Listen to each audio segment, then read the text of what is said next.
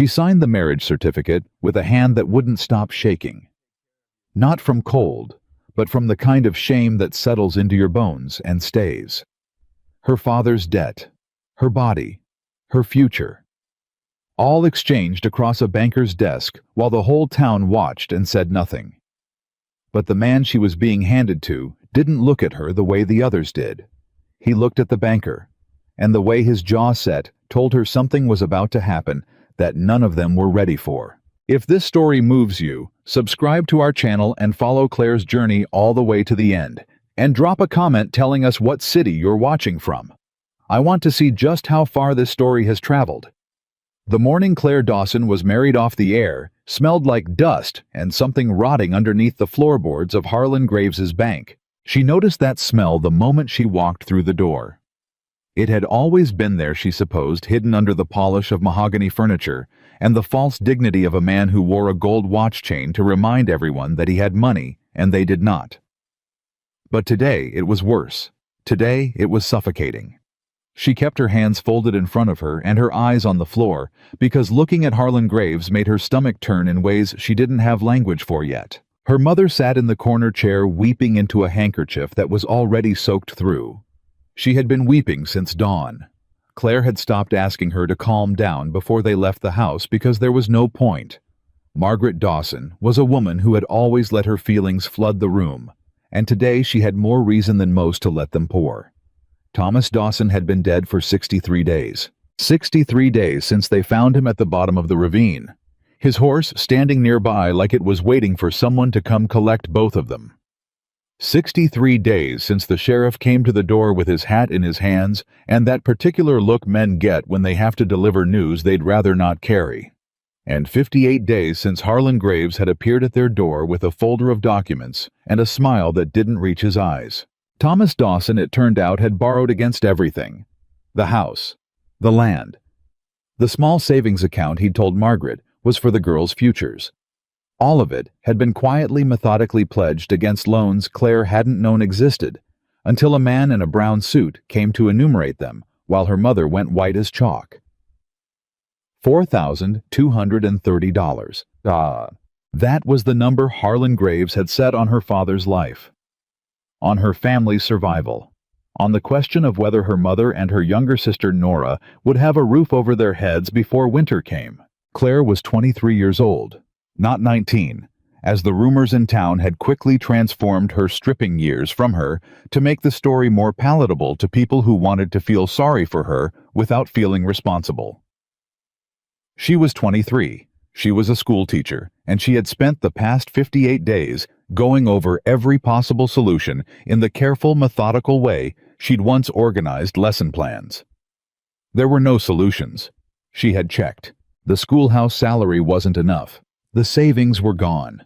The neighbors who'd offered sympathy at the funeral had not offered money, and she hadn't asked, because asking felt like surrendering something she could never recover.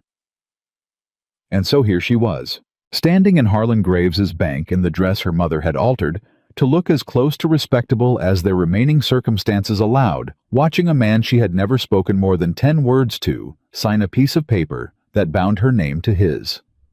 She didn't know Ethan Boone. Nobody in Millhaven knew Ethan Boone very well, which was, she had come to understand exactly how he preferred it.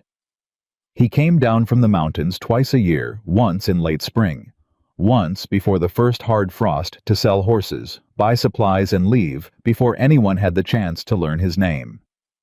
He paid in cash. He didn't drink at the saloon. He didn't sit at the bar and complain about the government or the weather or his neighbors. He loaded his wagon, nodded at whoever happened to make eye contact, and rode back up into the Rockies before sunset. He was known in the vague way that solitary men tend to be known in small towns as someone you didn't trouble unnecessarily. Claire had seen him once 3 years before her father died, when he'd brought a string of mountain horses through town, and she'd watched from the schoolhouse window as he'd handled a particularly skittish gray stallion with a patience so absolute it was almost strange to witness. He hadn't forced the horse. He hadn't yanked the lead rope or raised his voice. He'd simply stood still, waiting until the animal decided on its own that the man wasn't a threat. She'd thought watching that that she'd never seen a person that disciplined in her life. She hadn't thought about him again until Harlan Graves sat across from her 2 weeks ago and told her there was an arrangement being considered. "Mr. Boone has expressed an interest," Graves had said, with the particular smoothness of a man who knows he has you cornered. "He's in need of a household manager, someone capable, and given your family's circumstances, it seems like a mutually beneficial solution." "You mean a wife?" Claire had said flatly. Graves had smiled. "A legal arrangement, one that would clear your father's debt entirely and provide security for your mother and sister." "And if I decline?" The smile didn't waver. "Then the bank proceeds with foreclosure. The property goes to auction within 30 days. I believe there are interested buyers already."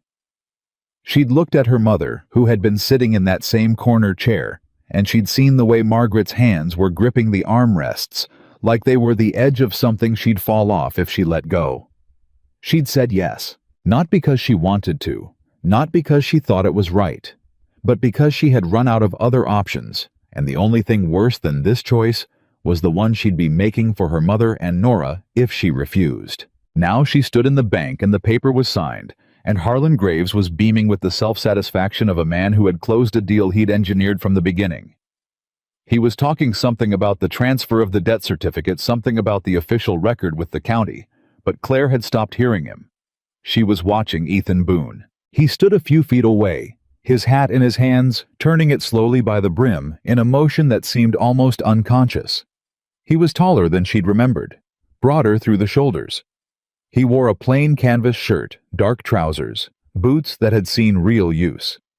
There was nothing decorative about him. No watch chain, no studied dignity. He looked like a man who lived by what he did with his hands and had no interest in looking like anything else. His face was weathered in the way that belonged to men who spent their lives outdoors, with lines at the corners of his eyes and along his jaw that put his age somewhere in his mid-30s. He wasn't handsome in any way the girls in town would have called handsome. He was simply there, solid, real in a way that Harlan Graves, with all his polished furniture, had never managed to be. He hadn't looked at her once since they'd entered the bank. That bothered her. She couldn't have said why. She supposed she'd expected something, assessment or calculation or the particular look men gave women they were acquiring. But Ethan Boone kept his eyes on the desk or the window or the middle distance beyond Harlan Graves's right shoulder, and he stood with the stillness of a man who had learned a very long time ago not to show what he was thinking. "Well," Graves said, finally gathering the papers with a flourish, "I believe that settles the matter. Congratulations to you both." He extended his hand to Boone. Ethan looked at it for a moment, just a moment long enough to be noticed, and then shook it once briefly and stepped back. He looked at Claire then. For the first time since she'd come through the door, his eyes were gray, or maybe dark green. In the light from the bank windows, it was difficult to say. What she could say was that there was nothing predatory in them, nothing triumphant. He looked at her with an expression that was so entirely neutral it might have been insulting if she hadn't been so exhausted by every man in this room who had looked at her with something worse. "Ma'am," he said, just that, one word. "Mr. Boone," she said back. And that was the whole of their introduction. Her mother rushed forward, then clutching Claire's arm, whispering things that were meant to be comforting and weren't. "Be good, be patient, write as soon as you can, don't make him angry." And Claire let her mother hold her because Margaret needed that more than Claire needed the practical advice she was already not going to follow. Nora, who was 16 and had been standing near the door this whole time, came and put her arms around Claire's waist without saying anything. She was better at silence than their mother. Claire held her for a long moment with her chin resting on her sister's hair. "Don't let her skip her arithmetic," Claire said. Nora laughed, wet and broken. "You're the only one who cares about arithmetic." "I know, that's why I'm saying it." She pulled back. She picked up the small bag she'd packed everything she'd decided to take, which wasn't much, which was the only decision in this entire situation she'd been allowed to make. She walked across the bank floor to where Ethan Boone was waiting near the door, hat back on his head, patient in the way she was beginning to suspect was his default setting. She did not look at Harlan Graves on her way out. He called after them. Safe travels, Mr. Boone. Miss Dawson, Mrs. Boone, I should say. Ethan pushed the door open and held it without comment. She walked through it into the June heat and didn't look back. The wagon was loaded with supplies. Serious supplies, flour, salt, dried goods, tools, rope, ammunition. Not the wagon of a man making a social trip. This was the wagon of a man who lived far enough from civilization that every journey down from the mountains was a calculated logistics operation, and he wasn't going to waste the run. He went to the horse on the right side first and checked something about the rigging, running his hand along the animal's flank in that same patient way she'd noticed 3 years ago from the schoolhouse window. The horse leaned into his hand slightly. Claire stood on the boardwalk and watched him. She didn't know what she was supposed to do. Wait to be helped up. Climb up herself. She chose climbing up herself partly because she was capable of it, and partly because she didn't want to start this arrangement by waiting to be managed. She got herself up onto the bench, settled her bag between her feet, and folded her hands in her lap. He came around, checked the other horse, then climbed up beside her with the economical movement of a man who'd done this 10,000 times and had no thoughts about it. He gathered the reins. He didn't say anything. They sat there for a moment. The whole of Millhaven's main street spread out in front of them in the thick summer heat, and Claire was distinctly aware that people were watching. From the general store, from the barber shop, from the window of the dress shop where old Frances Tillman had her nose practically pressed to the glass. She kept her spine straight. "Ready?" he asked. "Just that." "Yes," she said. He clicked to the horses, and they moved. She watched the town fall away behind them as they turned north toward the mountain road, and she thought about what her mother had said that morning when they were still at home and the day hadn't fully arrived yet. "You'll be all right. You're strong. You've always been strong." And she had nodded and not said what she was actually thinking, which was that strength was not the issue. The issue was that she hadn't been given a choice, and all the strength in the world couldn't change what that did to a person. She was not all right. She might not be all right for a very long time. But she was not going to cry. Not here. Not next to this silent stranger who had, for reasons she didn't understand, agreed to pay a dead man's debts in exchange for a woman he'd never spoken to. She had questions, about 30 of them. She hadn't decided yet whether to ask any. They rode in silence for the better part of an hour. The road climbed gradually, leaving the valley floor and the dry, baked flatness of the town behind. The air changed as they went higher, cooler, heavier with pine, and the smell of water somewhere close. The summer heat that had been sitting on her like a hand pressing down began to lighten slightly. He drove the way he seemed to do most things, without waste, without showmanship. He watched the road and the horses and occasionally the tree line, and he didn't appear to feel the need to fill silence with talk. She found unexpectedly that she didn't either. It was her that broke it eventually, not because the silence bothered her, but because the questions had been building behind her teeth, and she was not a woman who did well with sustained uncertainty. "How far is it?" she asked. "To the cabin." She paused. "Your property. How far?" "4 hours from town," he said. "Closer to 5 today, with the extra load." She looked at the wagon bed. "How often do you come down?" "Twice a year." "And in between?" "In between, I'm up there." She considered that. "That's very isolated." "Yes." "Does it bother you?" He was quiet for a moment, not in the way of someone avoiding the question, but in the way of someone who didn't answer carelessly. "No," he said. "It suits me." She looked at the road ahead. "It may not suit me." "I know." That surprised her enough that she turned to look at him. He was watching the horses. "You know," she said slowly, "and you arranged this anyway." "I arranged this because Harlan Graves was going to take your families home and put your mother and sister out before first snow," he said. The words were flat and even like he was reading them off a list. That seemed like something that shouldn't happen. She stared at him. "You don't know my family." "I know Harlan Graves." She turned back to the road. Something shifted in her chest very slightly. in a way she didn't examine too closely, because she wasn't ready to feel grateful yet. Grateful felt like conceding something she needed to hold on to for a little while longer. "What do you expect from me?" she asked. "In this arrangement." "Expect?" he repeated like he was tasting the word. "I expect nothing. I have a working property. It requires work. If you're willing to learn, I'll teach you what needs doing. If there are things you're not willing to do, I'd rather you say so directly than do them badly out of obligation." "That's very practical?" "Yes. Most men would have different expectations," she said carefully. He didn't answer right away. The road curved around a rock outcropping, and he guided the horses through it with small, precise adjustments of the reins. "I'm not most men," he said finally. She had no response to that. It wasn't arrogance. It was simply a statement of position delivered with the same flatness he seemed to apply to everything. She filed it away somewhere and kept her eyes on the mountains ahead. The cabin was not what she'd expected.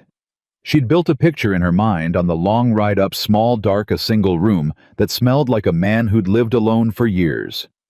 She'd prepared herself for it the way she prepared herself for most things now, by setting her expectations low enough that the reality could only be better. It was better, substantially. The structure was solid timber, 2 full stories with a covered porch that ran along the front, and a second one along the back that looked out over a meadow, dropping away toward a creek she could hear but not yet see.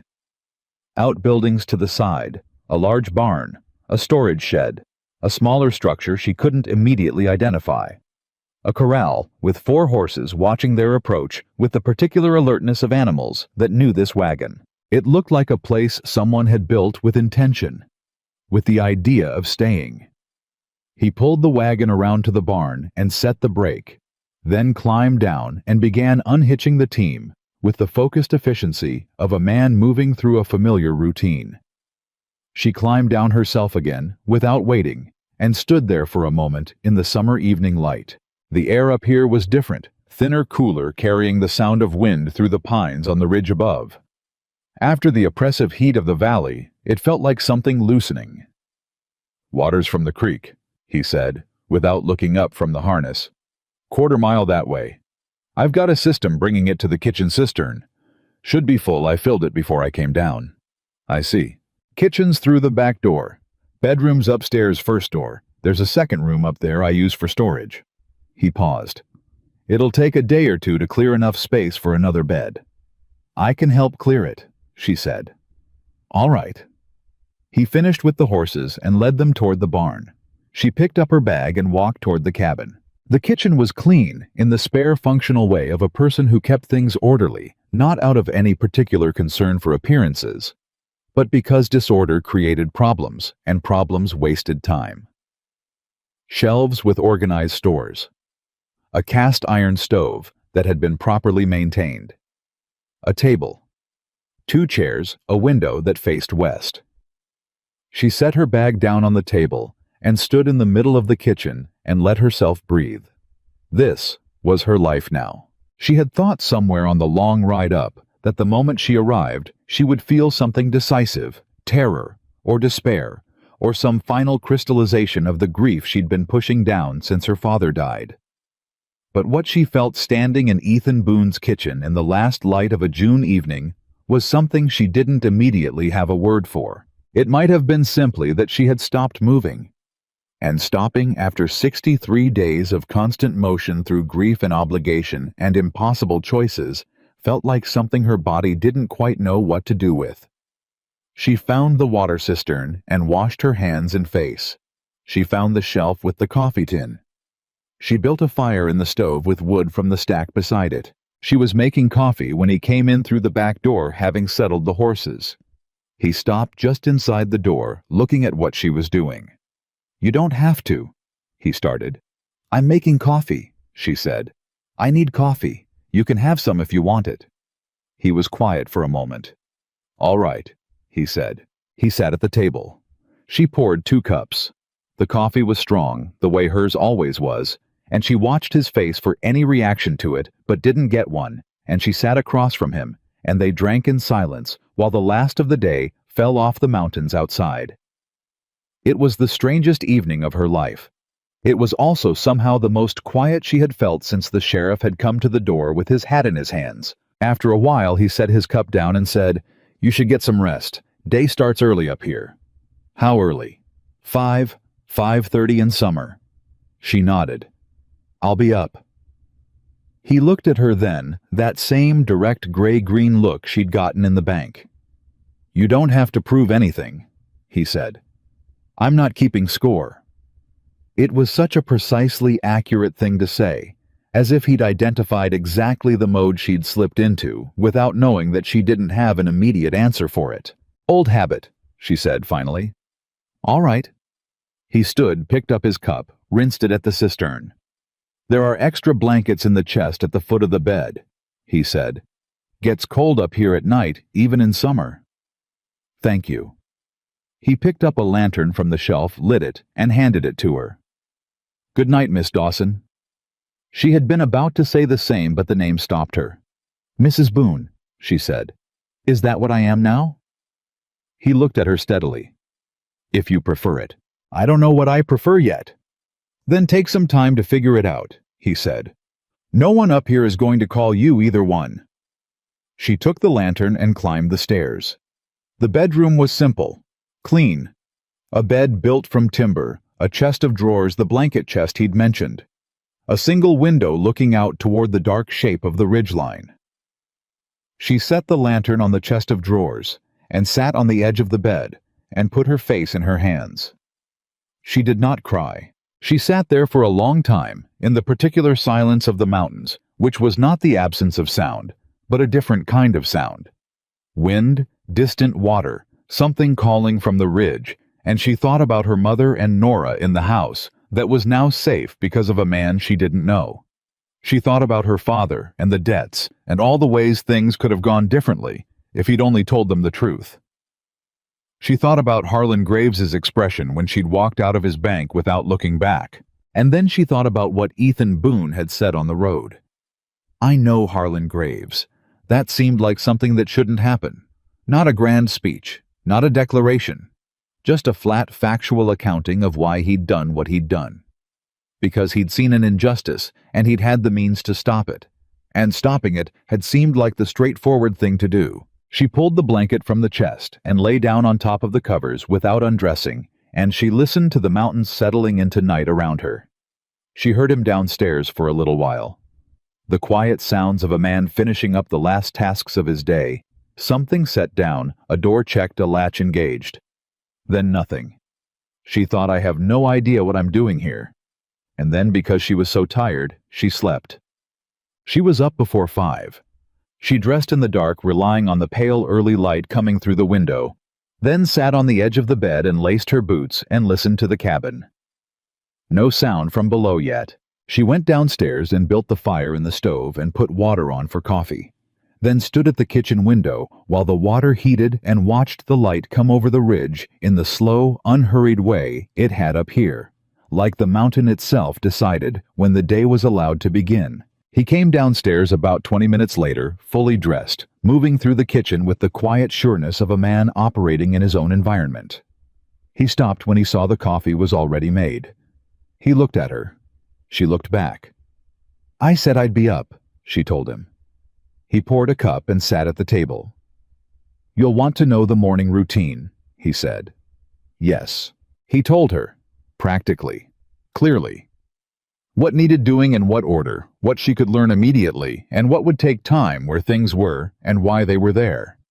He spoke the way he seemed to do everything, without embellishment, without condescension, without making her feel that asking questions would be a burden.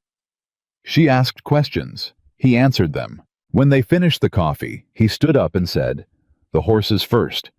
And she followed him out into the sharp morning air, and the beginning of a day she hadn't chosen and wasn't ready for, and was going to manage anyway, because that was the only thing she knew how to do. She was in the corral watching him work with one of the mares when she heard the sound. A shout from somewhere below the property, somewhere down the road that wound back toward the valley. Sharp. Followed by another. Ethan had heard it too. He stilled in the same way he'd been still in the bank, completely and instantly, and looked down the road with that focused, unhurried attention. "What is that?" she said. He didn't answer right away. He stayed where he was for a long moment listening. "Don't know," he said finally, but something had shifted in his posture, some very slight, very controlled adjustment of the way he held himself that told her he suspected something. She watched his face. "Is there something you want to tell me, Mr. Boone?" He looked at her. "Someone's been watching the road," he said quietly, "for the last 3 days. I noticed it when I came down for you." A pause. "I don't know who they are yet." She absorbed this. "And you didn't think to mention it." "I didn't want to frighten you before you'd had time to settle." "I would have preferred the information," she said evenly. He looked at her for a long moment. Something that might, in a different man, have been the beginning of a smile moved in the corner of his mouth and then didn't become one. "Noted," he said. She turned back toward the sound which had faded into the ordinary morning noise of the mountain. "What do? We carry on," he said, "and we pay attention." He went back to the mare. She watched the road for another moment, then turned and followed him. The shouting below the property stopped before noon. Ethan didn't go down to investigate. He went about the morning work the same way he'd gone about everything else since Claire had arrived, methodically, without announcement, without explaining every decision, as though he owed her a running commentary. She noticed that, and filed it away. He wasn't secretive. He simply didn't narrate. There was a difference, and she was still learning to locate it. She spent the first half of that morning failing at splitting wood. He'd shown her once. One clean demonstration, the angle, the weight shift, the follow-through, and then he'd handed her the axe and stepped back and gone to mend a stretch of corral fencing 20 feet away.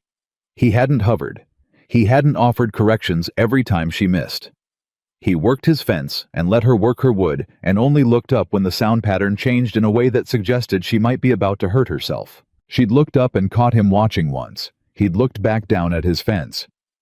"I'm not doing it right," she called over to him. "You're doing it," he said. "That's the right part for now." She stared at the half-split log in front of her. "That's very philosophical for 6 in the morning." "It's 7:30. She drove the axe down again. This time it caught clean, and the log came apart with a crack that was deeply satisfying in a way she hadn't expected. She looked at the 2 pieces. "There," she said to no one in particular. "Good," he said to no one in particular, either, still looking at his fence. By the time the sun was properly overhead, she had split enough wood to justify the effort her shoulders were burning in ways she would feel for days. And she had arrived at the unpleasant conclusion that she was significantly less physically capable than she'd assumed herself to be. She taught children. She carried books and chalk, and the occasional upset 6-year-old. She was not accustomed to the specific demands of survival labor, and her body was registering its objections in full. She didn't say any of this. She stacked the wood and went inside to start the midday meal, because that was the next thing on the list he'd given her, and she was working the list. He came in when the food was ready without being called, which meant he'd tracked the time and what she was likely doing from wherever he was, which meant he was paying attention in a way he made look like he wasn't. She put a plate on the table. He sat and ate. She sat across from him and ate. "The people on the road?" she said without preamble. He looked up. "What do they want?" she asked. "Best guess." He chewed, swallowed, set his fork down. "There's been talk in town about a gold vein on this property," he said. She kept her face even. "Is there one?" "There's some surface mineral. Not what the talk makes it out to be." His jaw shifted. "But once talk starts, it doesn't need the truth to keep going." "And Harlan Graves?" she asked. "Is he connected to whoever's watching the road?" The pause that followed was very brief. Most people wouldn't have caught it. "I think that's likely," he said. She picked her fork back up. "You knew this when you came down to town?" "Yes." "And you still came?" "Yes." She let that sit for a moment. The fire in the stove ticked. Outside, one of the horses moved in the corral. "So you didn't just come down for supplies?" she said. I came down for supplies, he said, and to clear the debt before Graves found another way to use it. She looked at him. You came down to take away his leverage. He didn't answer, which was its own answer. She put her fork down on the plate and leaned back in her chair and looked at the ceiling for a moment because there was something happening in her chest that she needed a second to manage. It wasn't gratitude exactly. Or it was, but it was the kind of gratitude that had anger underneath it, not at him, but at the entire architecture of circumstances that had made any of this necessary. I want to know what I'm actually in the middle of, she said. Not the version you've decided is appropriate to tell me. The full version. He studied her. You sure, Mr. Boone? She looked at him directly. My father kept things from us because he thought protecting us from information was the same as protecting us. He was wrong. I am not my mother. I do not need to be managed. Something shifted in his face.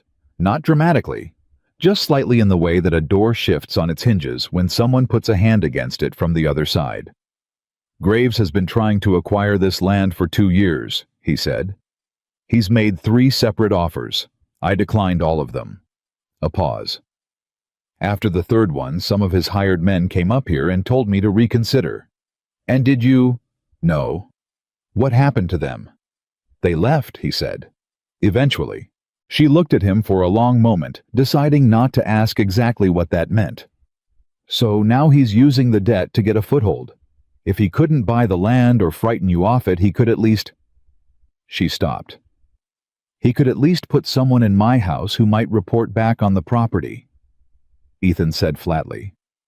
Where the water is, how the approaches sit, what the layout of the outbuildings is.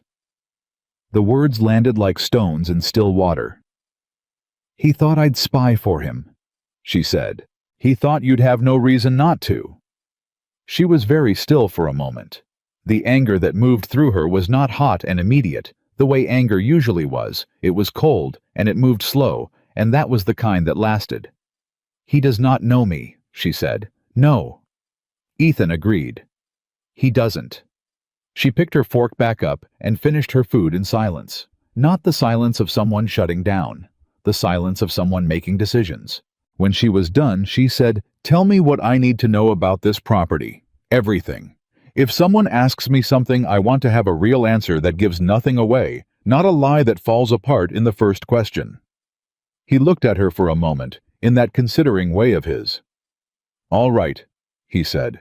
He talked through the afternoon, while they worked about the land, the water sources, the outbuildings, what was real and what wasn't about the mineral talk. He spoke plainly, and didn't simplify things, and she kept up without asking him to slow down.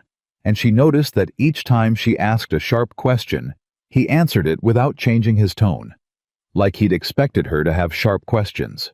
Like that was fine with him. By late afternoon, she knew more about Ethan Boone's land than Harlan Graves likely knew after 2 years of trying to acquire it. She also knew, without either of them having said it explicitly, that they had moved from an arrangement into something more like an alliance. The first week passed in the way of things that are difficult and necessary and don't care about your feelings regarding either quality. She got up before 5 every morning because she'd said she would. Her body staged sustained protests for the first 4 days, shoulders back hands. She didn't mention it. She worked through it the way she'd worked through most difficult things, which was to simply keep moving until the difficult thing became the ordinary thing. He noticed. She knew he noticed because he adjusted what he assigned her without making a production of it, more of the indoor tasks. On the days her hands were worst, less of the heavy lifting. When her back was at its worst, without ever once suggesting that she wasn't capable or that he was accommodating her. He simply arranged the work differently and said nothing about why. She didn't thank him for it. She thought he'd find that embarrassing. She just did the adjusted work and kept pace. On the 4th night, sitting at the table after supper with the lamp between them, she said, Tell me about the horse breeding. He looked up from the harness piece he was mending. The horses, she said. You sell them twice a year. How do you know which buyers to trust? Something in his face shifted just slightly. Just enough. Like the question had landed in a place he hadn't expected. "You watch them with the animals," he said. "A man who's cruel to a horse before he's bought it will be worse after. And if they hide it, most things people try to hide they show anyway." He went back to the harness. "You just have to know what to look for." She was quiet for a moment. "What do you look for?" He considered this with the seriousness he applied to most things. "Whether they listen," he said, "to the animal. Whether they change anything about the way they're moving based on what the horse is telling them. Men who've already decided what they think don't hear anything that contradicts it." She looked at him across the lamp. "That's not just about horses," she said. "No," he agreed. "It isn't."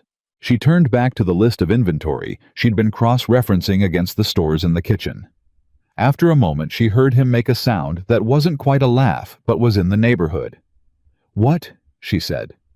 "Nothing." He kept working. "You're fast." "I was a school teacher. Fast is—" She stopped, though was caught in her throat in a way she hadn't anticipated. She looked at the list. "Fast is necessary," she finished. He didn't comment on the pause. She was grateful for that. "You could teach up here," he said after a moment. "There are families on the lower ridge. 3-4 children between them who've been without a teacher since the Millhaven school was too far to walk." She looked up. "I'm not proposing it," he said. "I'm just saying it exists." She thought about a classroom on a mountain, about children with no other options, about the things she'd been good at that had been cut off at the same moment everything else had been cut away. "Maybe," she said. "Not a promise, just an opening." He nodded and went back to the harness. She went back to the inventory.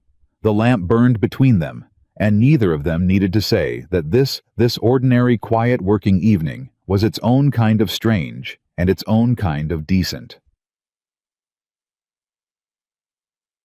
On the 5th day, one of them came up to the property. She heard the horse before she saw it. A single rider coming up the road at an easy pace that was designed to look casual and wasn't. She was at the water cistern, filling the kitchen bucket, and she straightened up and watched the rider come through the gate without stopping. He was young. 20, maybe 22. He had the look of a man who was new to taking orders and was overcompensating for his own nervousness with a studied ease that didn't reach his eyes. "Morning," he said, pulling up near the porch steps. "Boone around." "He's on the property," she said. She set the bucket down. "Can I help you?" The young man looked her over in the way men did when they were reassessing a situation they'd thought was simpler. "Didn't know Boone had taken a wife," he said. "Is there something I can tell him you need?" she said. Her voice was perfectly pleasant. She'd spent years managing a schoolroom full of children who tested limits. She knew exactly how to be pleasant in a way that moved people where she wanted them without their noticing. "Just passing through," he said. "Thought I'd pay my respects." "That's very kind. I'll let him know you stopped by." She smiled. "I didn't catch your name." He hadn't given it. She'd known he wouldn't, but asking made him uncomfortable in a way she needed him to be. "Dawson," he said, clearly invented on the spot. "Mr. Dawson," she said. "Safe travels." He looked at her for another moment, then swung his horse and rode back the way he'd come. She picked up the bucket and went back inside. Ethan was in the barn when she found him. She told him what had happened, the description of the rider, the invented name, the way he'd looked at the property layout before he'd looked at her, and she told it in sequence without editorializing because the facts were sufficient. He listened with his hands still on the bridle he'd been working on. "You got a good look at him?" he asked when she finished. "Young, dark hat, gray horse with a white left foreleg, a scar above his right eyebrow, maybe 2 inches horizontal." Ethan was quiet for a moment. "You remembered all that?" "I told you, I'm a school teacher." She looked at him. "Was a school teacher." "You still are," he said. Matter of fact, like it was obvious. Something about the simplicity of it, the complete absence of past tense, hit her in a place she hadn't been protecting. She turned away and looked at the barn wall and did a very careful job of not showing what that had done. "They're mapping the property." she said when she was sure her voice was steady. Yes. So they'll be back? Yes. Then we should assume they're counting who's here, what the routine is when the property is undefended. She turned back. Which means we should not be predictable. He looked at her. That look that she was beginning to understand was his version of being impressed, since he didn't have a louder version. No, he agreed. We shouldn't. The second week started with rain. Not the dramatic cleansing kind.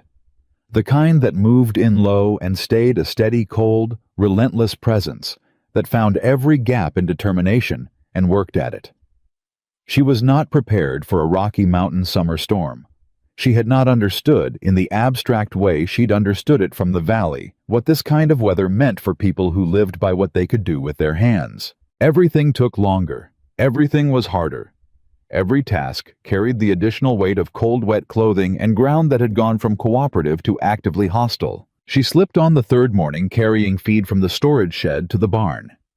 It wasn't a bad fall. She caught herself on the fence post and came away with a scraped palm and a bruised knee and a mouthful of cold mud. She got up. She checked the bucket she'd been carrying mostly intact, and she finished carrying it to the barn because the horses still needed feeding regardless of whether she'd just eaten the earth. She was hanging her wet jacket by the stove when she heard him come in behind her. "You're bleeding," he said. "I know." She'd been pressing her palm against her jacket. He was quiet for a moment. Then she heard him go to the shelf where the medical kit was. She'd cataloged it on day 2, because cataloging things was how she learned spaces, and she heard him open it. "Here," he said. She turned. He was holding out a square of clean cloth. She took it and pressed it to her palm, and he stood there looking at the cut with the focused, practical concern of someone who needed to assess whether this was a problem or just an inconvenience. "Let me see," he said. She uncovered it. He looked at it. "Not deep," he said. "Needs cleaning." She let him clean it. She stood at the kitchen table with her hand palm up while he worked with the antiseptic solution and the bandaging with the same care he used for his horses, competent, quiet, not making it larger than it was. His hands were rough but steady, and he moved efficiently without rushing. "I should have worn better boots," she said. "Better boots would help," he agreed. "Do you have spare boots somewhere?" He looked up. "Not women's boots," she said. "I'm not expecting that, but something with more grip than what I have, even if it's just for the wet season." He considered this. "I have a pair that belong to my—" He stopped. A very brief stoppage, the kind that has history in it.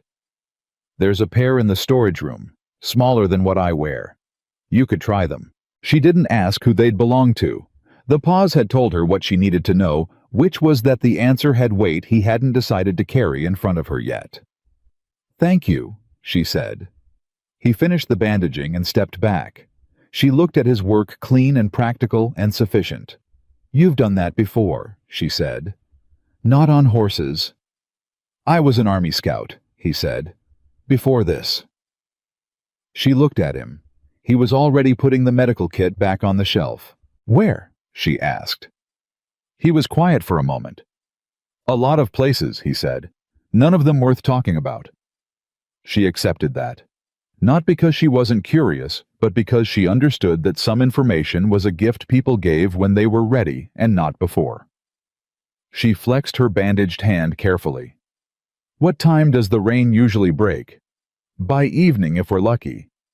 "Then we can finish the fence section this evening," she said. He looked at her, that look again. "You don't have to," he started. "I know," she said. "I want to finish it." A pause. The fence. The rain broke at 4, and they went out and finished the fence. The ground was still soft, and the air had that particular raw quality that settles in after sustained cold rain. They worked side by side, driving posts running wire, Claire learning by watching and then by doing while he worked ahead of her. He didn't comment on her technique unless she asked. She started asking more. Like this. She'd get the position.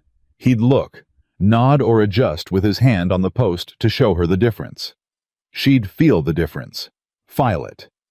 By the time they finished, the light had gone gold over the ridge in the way that happened up here when the weather cleared sudden and dramatic and achingly clear, like the mountain was apologizing for the rain by showing you what it looked like afterward. She stood with her hands on the top wire and looked out over the meadow and the clean evening sky and breathed. "My father used to say the debt wasn't as bad as he knew it was," she said without planning to. The words just surfaced. Ethan was rolling the remaining wire a few feet away. He didn't stop what he was doing. "He must have been scared," he said. She kept looking at the sky. "I think he was ashamed," she said. "I think he was ashamed, and he thought if he didn't say it out loud, it would somehow get better before we had to know." "Did he love your family?" "Yes," she said without hesitation. "Very much. That's why he couldn't face telling us. He couldn't stand being the one who'd let us down." "So he made it worse," Ethan said. "He made it worse." She looked down at the wire under her hands. Silence doesn't protect people. It just keeps them from preparing. The roll of wire settled in Ethan's hands, and he didn't answer immediately. When she looked at him, his face was turned slightly away toward the ridge.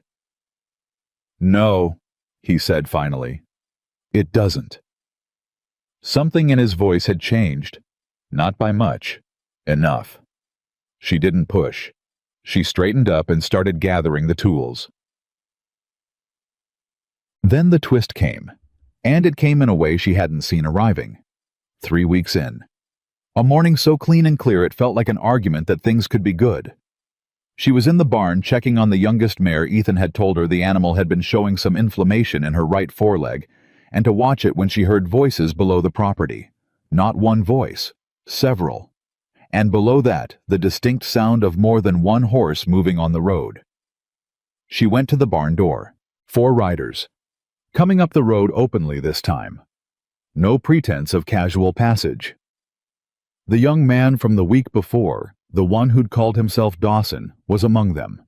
The man riding at the front was older. Heavier. He wore the kind of hat that was meant to communicate authority, and he carried himself the way men did when they'd decided they had the right to go where they went. She'd never seen him before, but she recognized the type with a certainty that came from watching Harlan Graves operate for the past several weeks. She went to find Ethan. He was already coming out of the storage shed, having heard the horses. He looked at the 4 riders coming up the road, and his face did the thing it did, that complete managed stillness that she'd stopped mistaking for absence of reaction. "Ethan." She kept her voice low. "The older one in front. Who is he?" He looked at her. "His name is Roy Callum," he said quietly. "He rode with Graves's operation out of Denver for the last 5 years." A pause. "He was also in my unit during the war." She absorbed this, the briefness of it, the weight underneath it. "He's the one who betrayed you," she said. It wasn't a question because his face had already answered it. "Yes," he said. Callum and his men pulled up 20 feet from the porch. He looked at Ethan the way that men who were once close and are no longer looked at each other, with a specific kind of familiarity that had gone rotten. "Boone," he said. "Callum," Ethan said. The morning sat between them like a held breath. "Nice place you've got." Callum said, his eyes moving over the property in exactly the systematic way she'd described from the young man's visit. "Didn't know you'd domesticated yourself." His eyes moved to Claire. "Ma'am." She said nothing. "Mr. Callum," Ethan said. His voice was completely level. "You're on my land." "I know it," Callum said pleasantly. "Thought we'd have a conversation, neighborly." "We're not neighbors." "No?" Callum smiled. "We're not." He shifted in his saddle. "I'm going to be straight with you, Boone, because that's the kind of men we are." "You've never been that kind of man," Ethan said quietly. "But go ahead." Callum's smile didn't waver, but something behind it did. "Graves wants this land settled up. He's willing to be fair about the price. I've had 3 offers from Harlan Graves. They weren't fair." "4th offer's better," Callum reached into his coat, and Claire's whole body went rigid, but he came out with a folded paper, not a weapon. "Look at the number." Ethan didn't move toward it. Callum let the paper hang in the air between them. When it became clear Ethan wasn't taking it, he folded it and put it back in his coat. "You're a stubborn man," he said. "I'm a man who knows what his land is worth," Ethan said. "And I know what Graves wants it for, and neither of those things is going to change with a fourth offer." Callum looked at Claire again.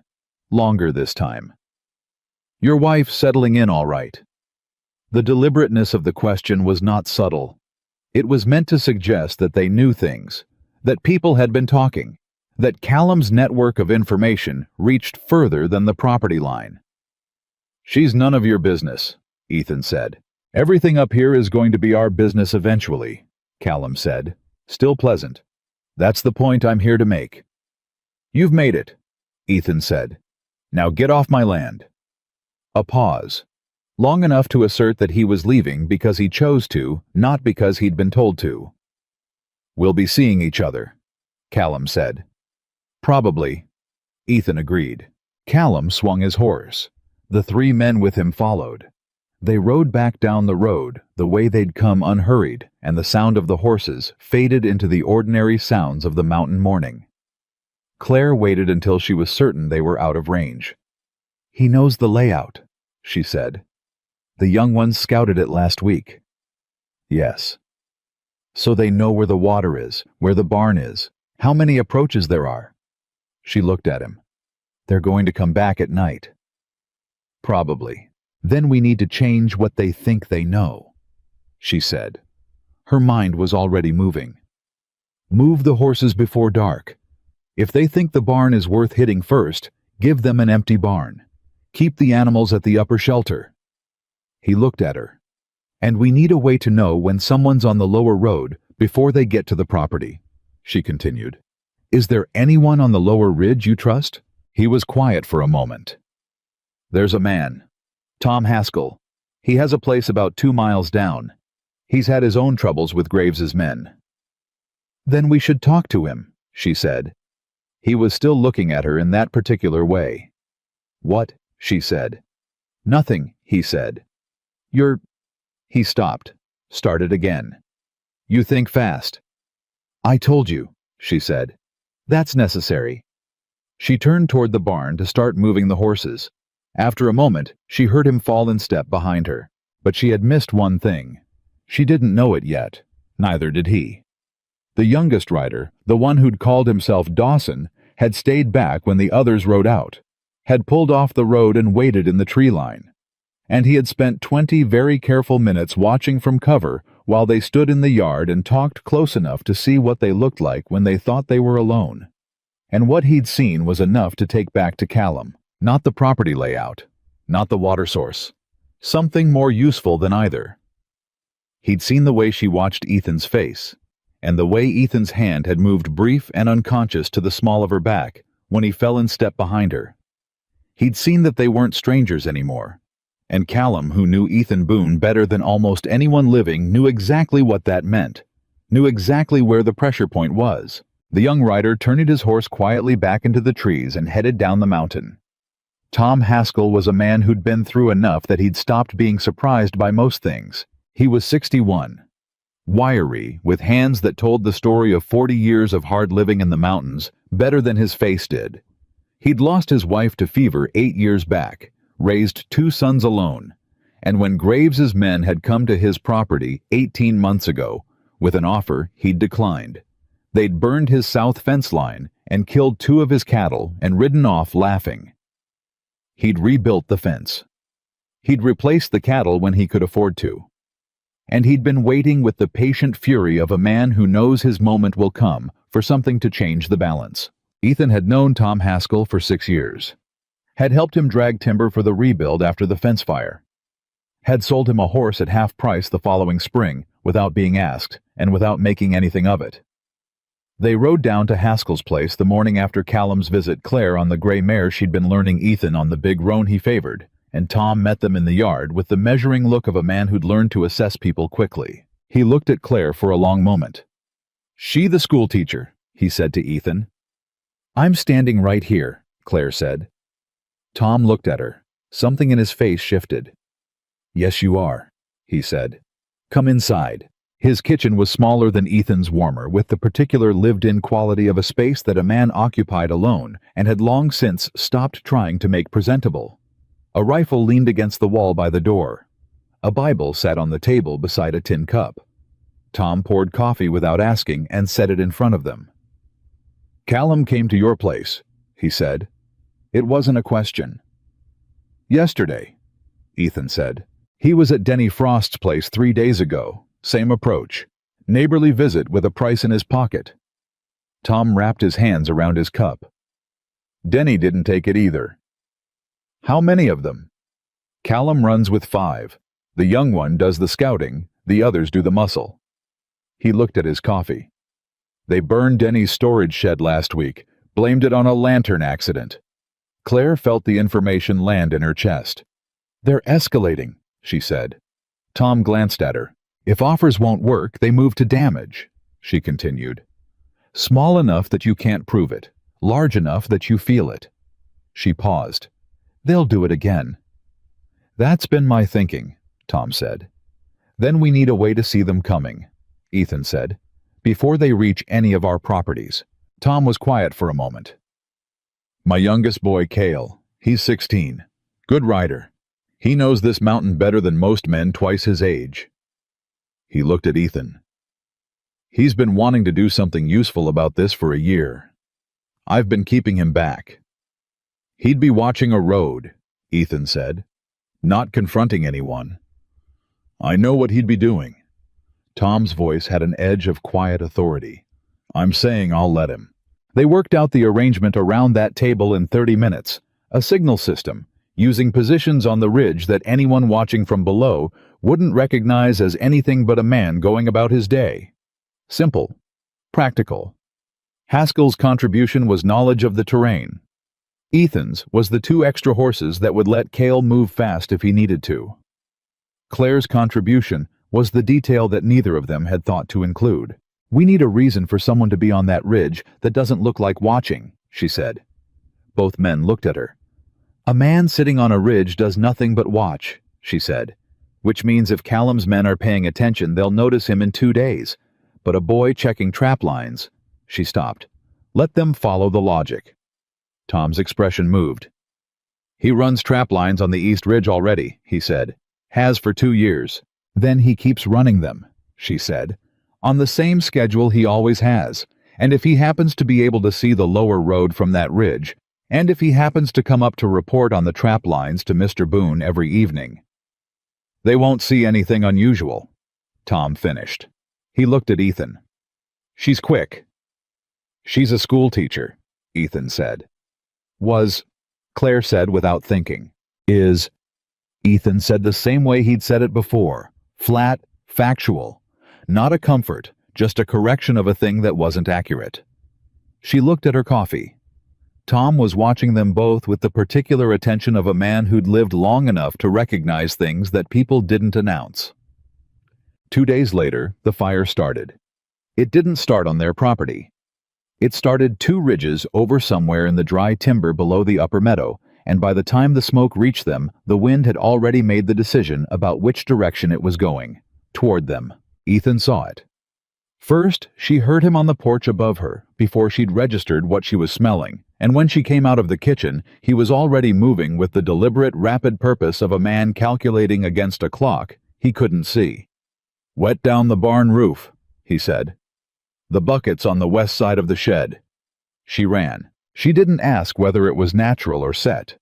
She didn't ask how bad.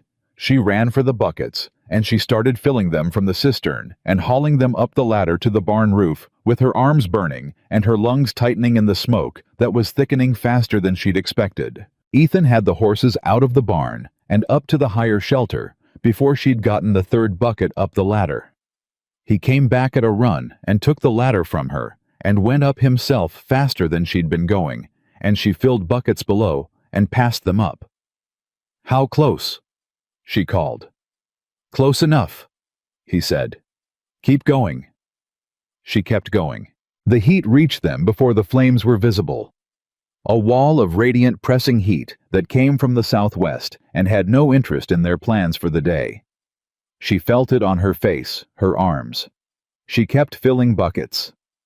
When the fire line crested the ridge above the lower meadow, she saw it properly for the first time and understood viscerally in a way the word fire had not conveyed what it meant. It moved the way living things move, fast and adaptive, and looking for weakness. "Ethan?" She kept her voice steady with effort. "I see it." He was down from the roof beside her. He looked at the fire line at the barn, at the space between them, and she could see him calculating rapidly. "The roof's wet enough. It's the shed we'll lose if the wind shifts. Then we wet the shed. It's not worth—" "What's in it?" A brief pause. "Winter stores, tools, the spare saddles." "Then it's worth wetting." She picked up 2 buckets and went toward the shed. She heard him move behind her. He didn't argue. They worked the shed roof for 20 minutes while the fire moved along the ridge above them, and the smoke turned the morning a particular brown-gray color that made it hard to judge distances. Her hands were raw. Her eyes were streaming from the smoke. At one point, she lost her footing on the shed roof and caught herself on the chimney pipe and wrenched her shoulder badly enough that she felt it clearly through the adrenaline, but not badly enough to stop. She did not stop. The wind shifted. It shifted at the moment. It would have been most catastrophic when they were halfway through the shed, and the fire was at its closest, and the air between the fire line and the property was dry and hot and hungry. It shifted south, pushed the fire line laterally, and the danger moved from acute to merely bad. They stood in the yard, her Ethan both breathing hard, both smoke-grimed, and watched the fire work its way south along the ridge until it found an area of recent burn that couldn't sustain it and began to falter. She heard him exhale. It wasn't a dramatic sound. It was just breath leaving a body that had been holding more than it should. "Your shoulder," he said. "It's fine." He looked at her in a way that made it clear he didn't believe her.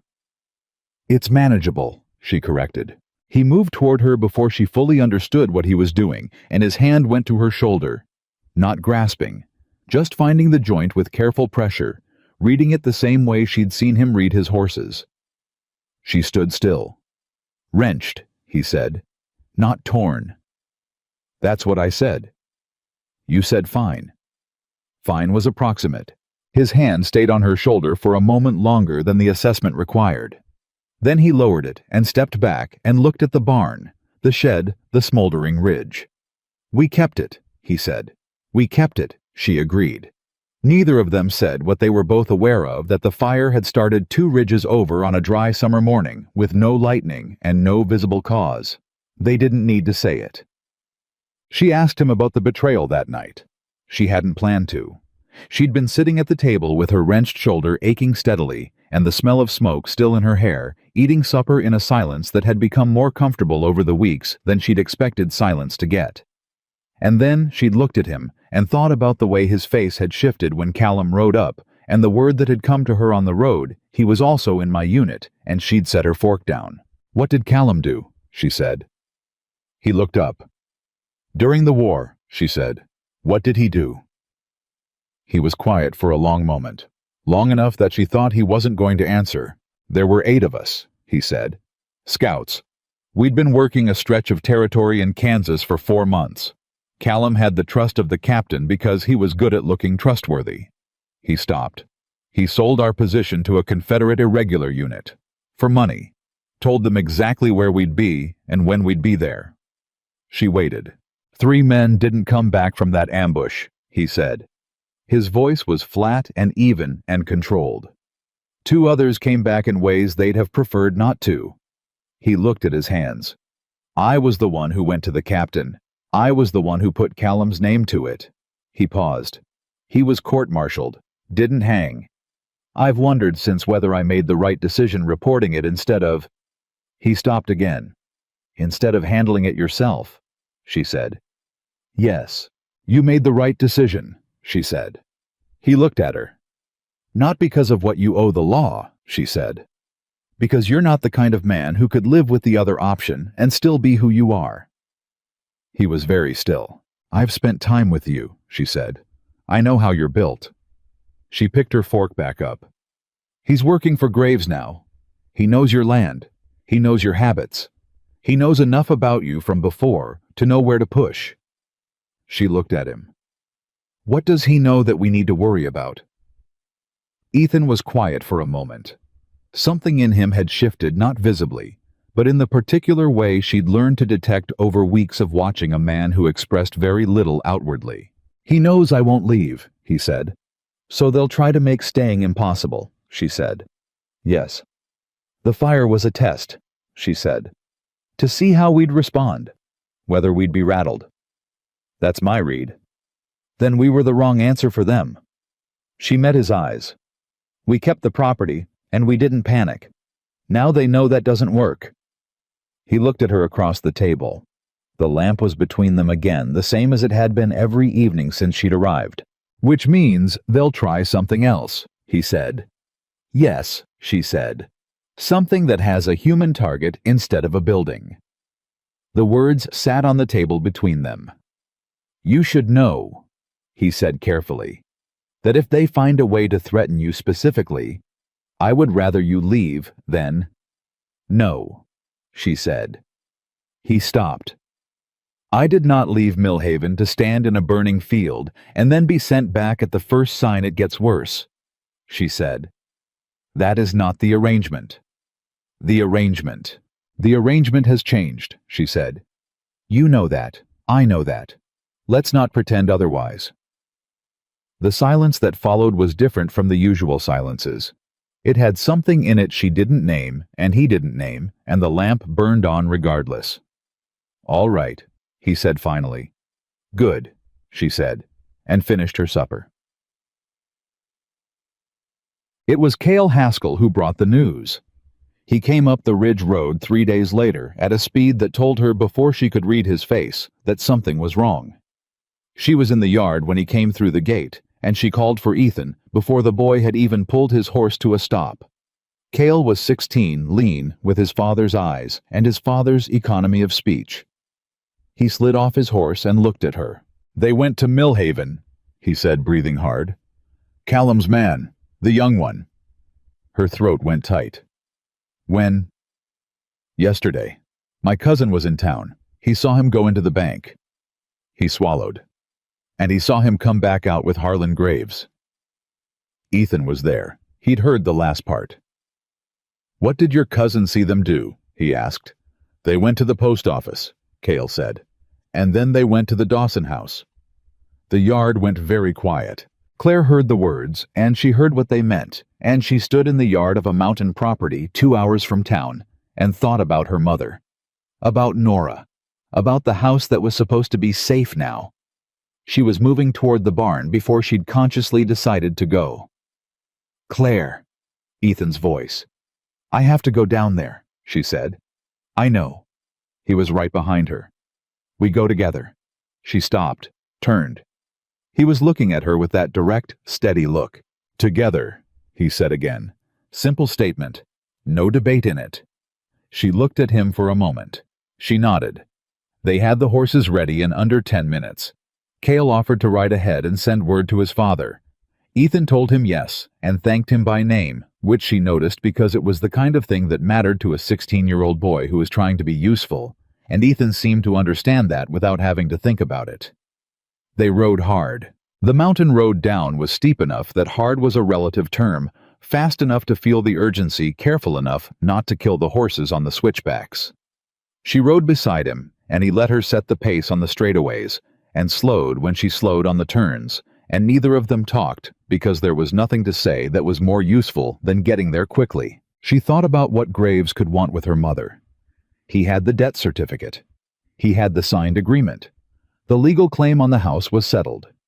But Harlan Graves, she was beginning to understand, was not primarily interested in legal mechanisms. Legal mechanisms were just the first thing he tried. After that, he moved to the kind of pressure that didn't leave marks that a judge could read. Her mother was gentle. She was frightened. She was the kind of woman who would open a door to a man in a suit because she'd been raised to believe that men in suits deserved the door to be opened. She rode faster. Millhaven looked the same as it always had, which struck her as almost offensive. The same dusty street, the same barber shop, the same window, with Francis Tillman's nose pressed to the glass.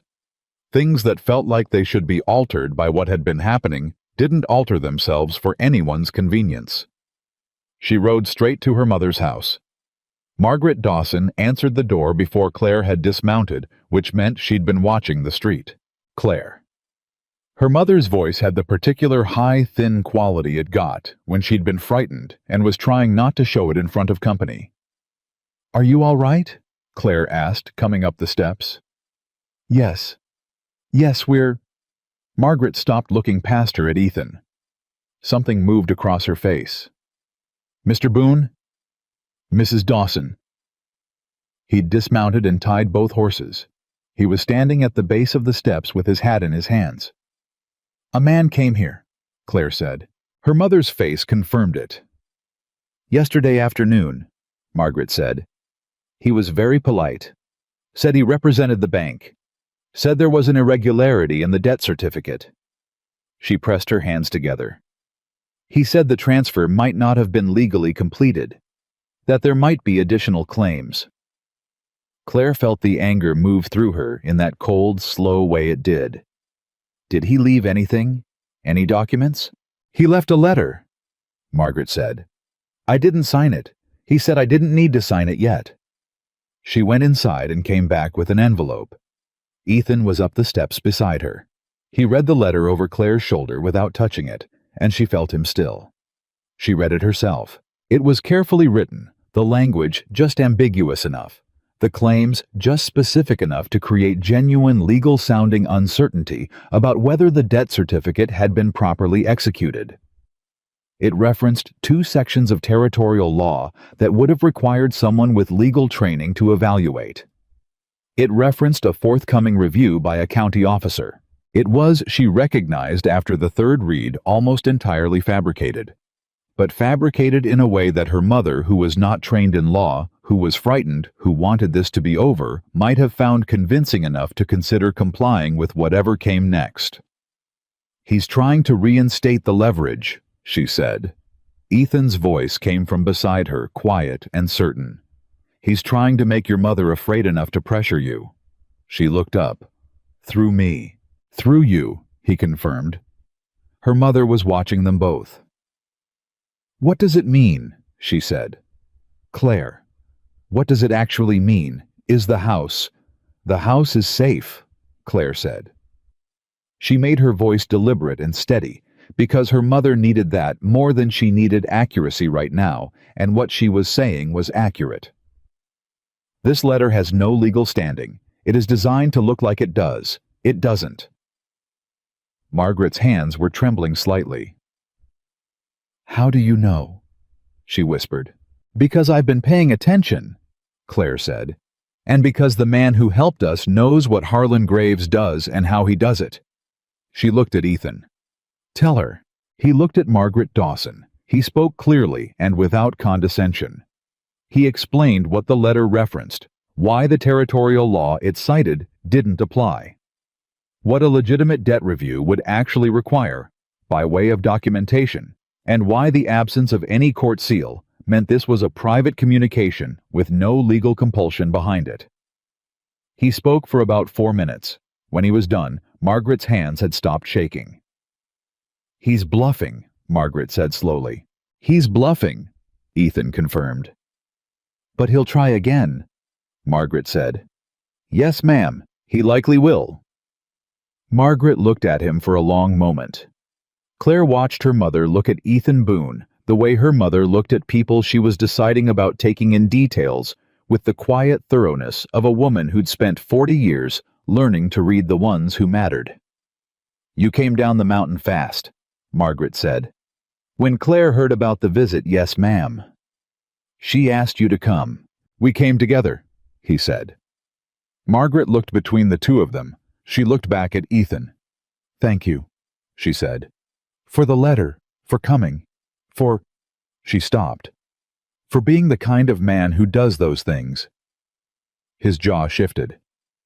"I'm doing what's right, ma'am. That's all." "That's quite a lot," Margaret said quietly. in my experience.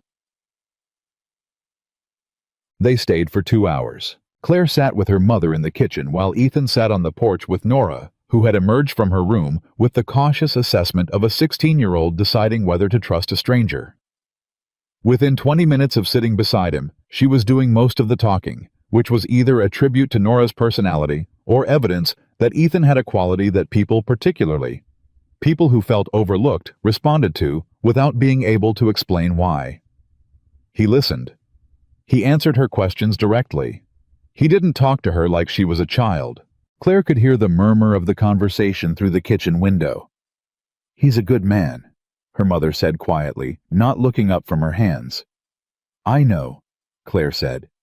"Do you?" Margaret looked at her. "Because knowing something and believing it are different things, and you've always been better at knowing." Claire looked at the table. "I'm working on the believing part." Her mother was quiet for a moment. "He came down a mountain fast for you." "For us." "Claire."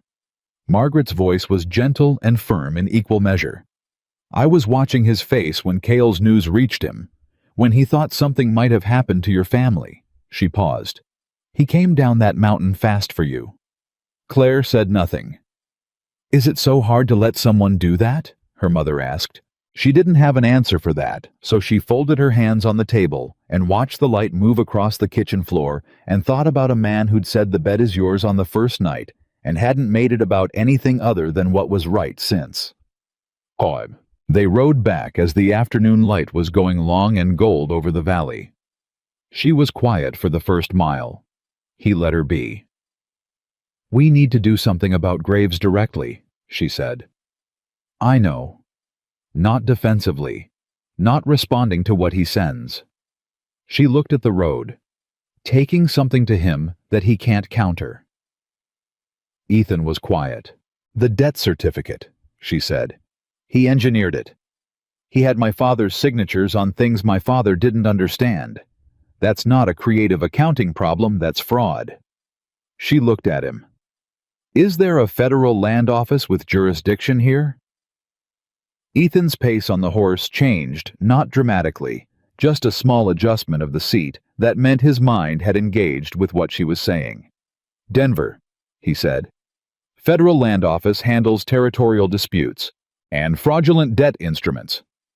If they cross county lines, yes, Graves operates out of Denver. His transactions go through 3 counties." He paused. "A territorial judge could take jurisdiction. Do you have documentation on the offers he made for your land? The rejections any of his men's visits?" "Some," he said. "Not enough." "Then we get more," she said. "Tom Haskell, Denny Frost, anyone else Graves has tried this with. We compile it. We find every transaction that crosses those county lines, and we document it in a way that can't be dismissed as one man's complaint against a banker." He looked at her. "You're talking about building a case," he said. "I'm a school teacher," she said. "I grade papers. I know how to build something that has to hold up under examination." He was quiet for a long time. The road climbed back toward the mountains, and the air cooled around them, and the horses found their rhythm. "If we go to the Federal Land Office," he said, "Graves will know. He has friends in Denver." "How long before he knows?" "A week, maybe. Then we file and we're back on the mountain before he can respond." She looked at him. "Can we get enough documentation in 3 days?" "Haskell and Frost in 1 day," he said slowly. "The county records office in Millhaven has the original deed filings. Those are public record. If someone who knew what they were looking for went through them." "I know what I'm looking for," she said. He stopped talking. She watched the mountains above them. "There's a lawyer in Denver," she said. "His name is Samuel Weir. He taught the territorial bar exam. He has a reputation for taking land fraud cases." He looked at her. "How do you know that?" "Because I spent 3 weeks before I met you trying to find a legal solution to my family's situation," she said. "I read everything I could find. I wrote 3 letters. 2 of them were returned unread." A pause. "The 3rd one was answered. Weir told me the debt certificate was legal on its face, and there was nothing he could do without evidence of fraud at the origination. Ethan was very still. "You've been working this problem since before you came to the mountain," he said. "I told you," she said quietly. "I was a school teacher. We don't give up on problems. We find a better approach." He looked at the road ahead of them. She watched his profile. "All right," he said. 3 days. Then from behind them, from somewhere on the lower road they'd just come from, she heard a gunshot. Single. Sharp. Then nothing. They both pulled their horses around immediately. The road below was empty. The evening light was clean and still. Nothing moved. But she saw it, a thin line of smoke, rising from the direction of the Dawson house. Her mother's house. Her heart stopped. Then the smoke thickened. And she was already turning her horse and pressing it hard before Ethan had finished saying her name. She rode hard enough that her hands went numb on the reins. The smoke was real. She could smell it before she could see it clearly, that particular wrong smell of something burning that shouldn't be the kind that gets into the back of your throat and stays.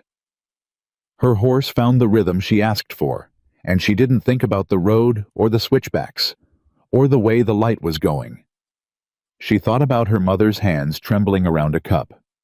She thought about Nora sitting on that porch talking to Ethan like she'd finally found someone worth talking to. Ethan was beside her the whole way down. Not ahead of her, beside her. The fire was in the storage shed behind the house. Not the house itself, not yet, but the shed where Margaret kept the winter preserves, and Thomas Dawson's old tools, and the extra linens she'd refused to sell, even when money was its tightest. The shed was small and wooden and dry, and it was burning with the focused intensity of something that had been helped along. Nora was in the yard with a bucket when they came through the gate. She'd already been working it alone, her face red from heat and effort, her hair loose from its pins. "Mama's inside," she said the moment she saw Claire. "I couldn't get her to come out. She kept saying the linens." Claire was off her horse before it had fully stopped. She went through the back door and found her mother in the kitchen pressing wet cloths to her face against the smoke, trying to gather things from the shelf nearest the window. "Mama!" Claire took her by both arms. "Leave it. Come outside. Your father's ledgers are on that shelf. Come outside right now." She got her mother out the door and into the yard and sat her on the garden bench with Nora beside her, and then she turned and looked at the shed. Ethan had the situation read in the 30 seconds she'd been inside. He'd stripped his jacket and was using it to beat back the edge nearest the house, keeping the fire from the gap between the shed wall and the kitchen garden fence. She grabbed the second bucket from where Nora had set it and filled it at the yard pump and threw it where it would do the most good. They worked the fire for 20 minutes. It was smaller than the ridge fire, more controlled, more deliberate. Meant to damage rather than destroy. Meant to send a message. The shed was a total loss. The house was untouched. When the last of the fire was out, she stood in the yard with her hands at her sides and ash in her hair and looked at the charred frame of the shed and felt something settle in her that was past anger. Anger moved. This didn't move. This was something that had found its place and intended to stay until it was resolved. Ethan was beside her. "The gunshot," she said. Her voice was even. "Signal," he said. "One man to set the fire, one watching the road to signal when we were clear of town. They waited until we left." "Yes." She turned to look at him. "They were watching us ride out." "Yes." "Which means someone in town reported to them." He nodded. "That's been true for a while. I just didn't know who." She turned back to the shed. Her mother was crying quietly on the bench with Nora's arm around her, and the sound of it was the specific sound of a person who has held themselves together past their limit and has run out of the ability to hold. "I'm not sending them back up the mountain," she said. "No," he agreed. "They need to be somewhere Graves can't reach them directly." She looked at him. Tom Haskell's place.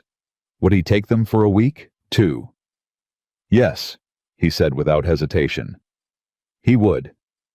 Can you ride to him tonight? I'll go now." She nodded. He went to his horse. "Ethan," She said it before she'd decided to.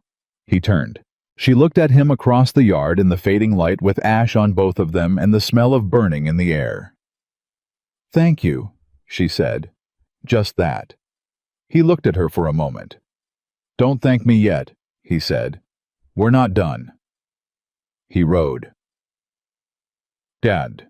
She spent the next hour with her mother. Margaret Dawson was not a woman who fell apart easily. People who hadn't known her long often thought she was, because she cried openly and her hands shook when she was frightened. But those were surface things. Underneath them, she had the same spine that Claire had just expressed differently, worn smoother by years of working around a man who couldn't face hard truths. She told her mother the truth. All of it, the land fraud, the pattern of intimidation, what she and Ethan had been building toward. She told it plainly, without softening the difficult parts, because her mother deserved the information she'd been denied for too long. Margaret listened without interrupting.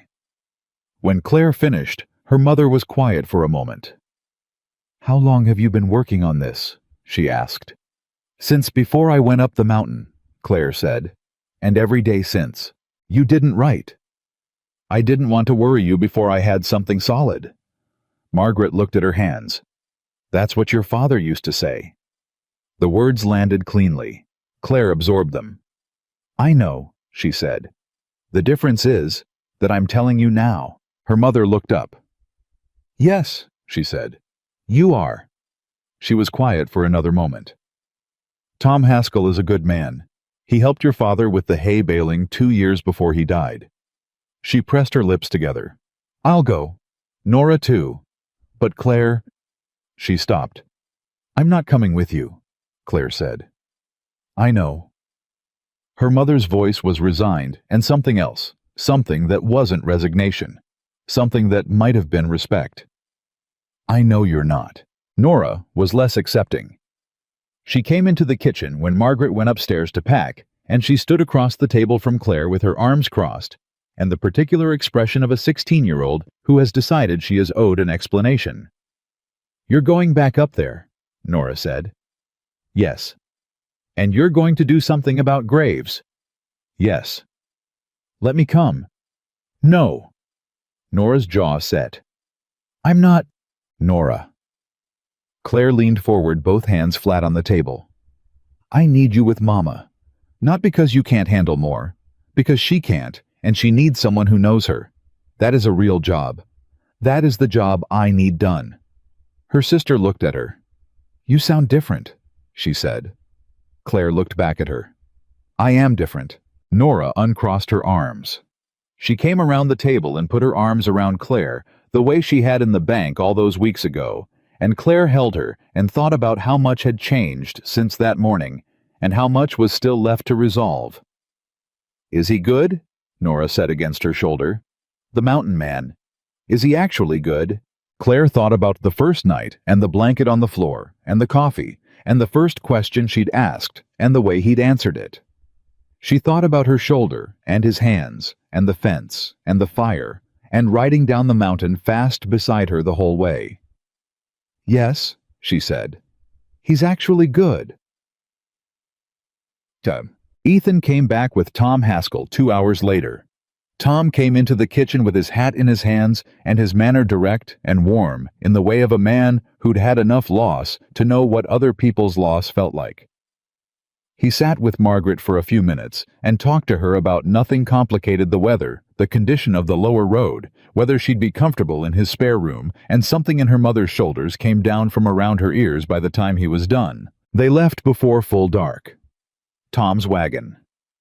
Nora up front beside him, Margaret in the bed with the things she'd packed, and a quilt Ethan had brought down from the mountain without being asked. Claire stood in the road and watched the wagon until it turned the corner. She stood there for a moment after. Then she turned around. Ethan was leaning against the fence post 10 feet away, watching her. "County Records office opens at 8, he said. "I know. We should stay in town tonight. Start at opening." She looked at the house. "All right." He pushed off the fence post. "I'll see to the horses."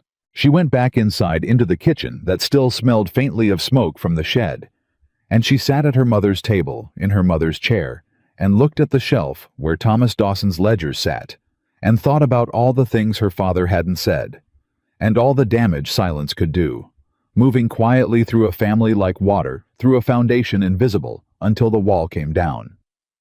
She pulled the ledgers from the shelf and opened the first one. If there was something in them, any record of what Graves had told him, any note of the original transaction, any evidence of what the debt was actually for, she was going to find it tonight. She lit the lamp and got to work.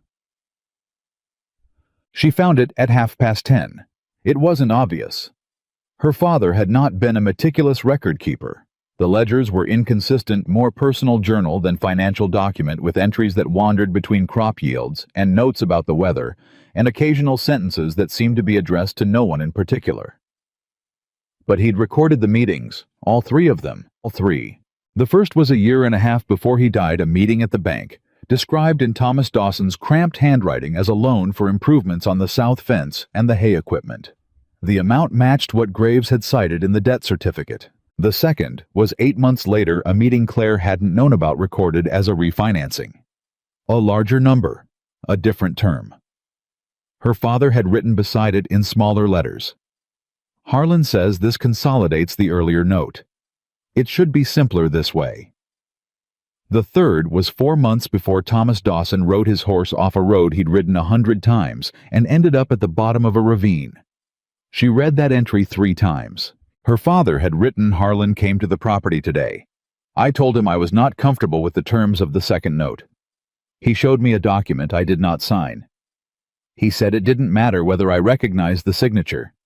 He said the bank's records would reflect what they reflected, and there was nothing I could do about it. I don't know what to do. I cannot tell Margaret. It would kill her to know how badly I have managed this. She sat very still for a long time. The document her father hadn't signed, the signature that didn't matter, the bank's records reflecting what Graves needed them to reflect. That wasn't debt. That was extortion, built on a forged document. She heard Ethan come in from the back. He came through the kitchen doorway and stopped when he saw her face. "What did you find?" he said. She turned the ledger so he could read it. He read it. She watched his face go through something not dramatic, but real, a tightening around the jaw, a controlled stillness that was different from his ordinary stillness. "He forged a document," Ethan said. "He forged a document," she confirmed. "And then he used the threat of that document to prevent my father from contesting the note." She looked at the entry. "My father didn't fall off that road by accident." The words came out steadier than she felt. Ethan looked at her. "You don't know that," he said carefully. "I know my father rode that road 100 times, she said. "I know he was frightened. I know Graves had come to the property 4 months before and told him there was nothing he could do." She looked up. "I don't have proof, but I know." He held her gaze. He didn't offer false comfort. He didn't tell her she was wrong. He sat across the table from her and let her say it and treated it with the seriousness it deserved. "Then we put everything in front of the Federal Land Office," he said. "The ledger, the pattern with Haskell and Frost, the fraudulent debt certificate, the intimidation." He paused. "Samuel Weir." "Yes," she said. "You'll have to testify." "I know." "It'll be public." "Good," she said. "I want it public." He looked at her in the lamplight. "You've changed since the first day," he said. "It wasn't a judgment, just an observation." "I'm the same person I was," she said. "I just know more now." He was quiet for a moment. "The first day, in the bank. Were you afraid?" She considered lying. It would have been easy, and she had gotten very good at holding her face still when she needed to. "Yes," she said. "I was terrified. Of me. Of all of it." She looked at him. "Of you a little. I didn't know what kind of man you were." "And now?" "Now I know," she said. He looked at the ledger between them. Something moved through his face that he didn't manage entirely, a kind of loosening around the eyes that she recognized because she'd been watching his face for weeks now, and she knew the difference between his ordinary stillness and this. "Get some rest," he said. "We start at 8. The county records office smelled like old paper and the particular mustiness of documents that contained other people's disasters. Claire had always liked the smell of paper. She liked it less this morning. The clerk was a small, precise man named Albright, who wore his authority in his posture and examined their request for deed records with the suspicious attention of someone who had not been asked this before and wasn't sure whether he approved of being asked it now. "Boone property records," he said slowly. "And the Haskell parcel. And the Frost homestead. And any transfers involving Graves Financial," Claire said pleasantly. "That's filed under Commercial Transactions Section 4, if I'm not mistaken." Albright looked at her. "I was a school teacher," she said. "I read the county charter for interest." He went and got the files. She spent 3 hours going through them while Ethan sat beside her and the clerk moved around them with ostentatious busyness. She read every deed transfer, every lien filing, every commercial transaction that had Graves's name on it. And she wrote notes in the small journal she'd brought in her jacket pocket. And she built the shape of what Graves had been doing in this county for the past 4 years, with the same methodical attention she'd used to build a lesson plan that would hold up through a room full of children who'd rather be doing anything else. What she found was worse than she'd expected. Graves hadn't done this to 3 families. He'd done it to 11. Some had sold, some had left. Some had records that stopped abruptly with no subsequent filing, which meant either they'd moved out of the county completely or there was something else she didn't have access to. She set the 11th file down and looked at Ethan. "He's been building a land corridor," she said quietly. "Look at the properties. Every parcel he's acquired in the last 4 years, they're not random. They form a path from the valley floor to the upper mountain." She traced the pattern with her finger on the notes she'd made. "He's not collecting land, he's securing a route." Ethan looked at the notes. His jaw shifted. "For the mineral extraction," he said. "He doesn't need the gold on your property," she said. "Or if he does, it's secondary. What he needs is the right-of-way. The access path to the upper ridge where the real vein is." She looked up. "Your land sits directly across the only viable approach." The room felt very still. "That's why he's been so persistent," Ethan said, "and why he's willing to escalate to fire and forgery and whatever happened to my father," she said. "He's been planning this for years. Every parcel he acquired was a step. Your land is the last one." She gathered her notes and closed her journal. "We ride to Denver," she said. "Today." Kid. They sent word to Tom Haskell through Cale, who appeared at the records office doorway at 11 with the punctuality of a boy who'd been waiting for exactly the right moment to be useful. He listened to the message, repeated it back correctly, and disappeared back down the street before Albright noticed he'd been there. They had the horses provisioned by noon. Claire had her father's ledger wrapped in oilcloth in her saddlebag and the journal of notes in her jacket pocket, and she felt for the first time since this whole thing had begun that she was carrying something that could actually do damage to the right people. They were at the edge of town when the sheriff stepped out of his office. He was a man named Cordell, who had been sheriff of this county for 12 years, and had in that time managed to cultivate a detailed ignorance of everything Harlan Graves did that Cordell would have preferred not to know about. "Boone," he said. He looked at Claire. "Mrs. Boone." "Sheriff," Ethan said. "Heard there was a fire at the Dawson property last night." "There was," Ethan said. "Storage shed. Total loss." Cordell looked at him. "Any idea of the cause?" "The cause was deliberate," Ethan said. "I expect you'll hear more about that from the Federal Land Office in Denver within the week." Cordell's expression moved through several things in a short time. Federal Land Office doesn't have jurisdiction over... They do over land fraud that crosses county lines, Claire said, and over intimidation of witnesses to federal land proceedings. She watched him absorb the word witnesses. "I'd advise not losing any relevant files while we're gone," she said.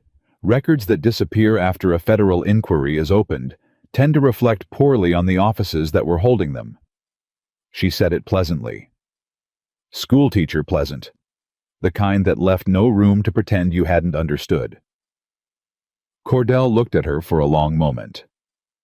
"Safe travels, Mrs. Boone," he said. They rode out. Denver was 2 days' ride. They stopped the first night at a way station where the proprietor was a woman named Gertrude who asked no questions and made good coffee and had the particular self-possessed competence of someone who had built exactly the life she intended. Claire liked her immediately. They ate at the same table and talked over the case. Claire had the notes spread between the plates, and Ethan was making additions from his own memory conversations with Haskell, dates of the visits from Graves's men, the specific language Callum had used in his approaches, and she was writing everything down. At some point, Gertrude brought more coffee and looked at the two of them bent over the notes and didn't say anything, just set the coffee down and walked away. "Tell me about the army again," Claire said. "Not Callum, the rest of it." He looked up. "Why?" "Because I want to know who I'm riding to Denver with," she said. "The real version. Not the summary you think is sufficient." He was quiet for a moment. "I enlisted at 19, he said. "Same as most. I was good at moving through landscape without being seen. That's what scouts do." He turned his cup on the table. "I spent 4 years watching things happen that I didn't have the rank to prevent. I came out of it with the understanding that the law only works if someone makes it work." He paused. "I bought the mountain property because I needed somewhere that was mine and nobody else's." "And then Graves came after it," she said. "And then Graves came after it." "Did you ever think about just selling before all this started?" "No." "Not once?" "No." He looked at her. "Some things you don't give up. Not because of what they're worth, because of what giving them up makes you." She looked at him across the table. "My father gave up," she said. "He couldn't face it, so he went quiet, and the quiet killed him."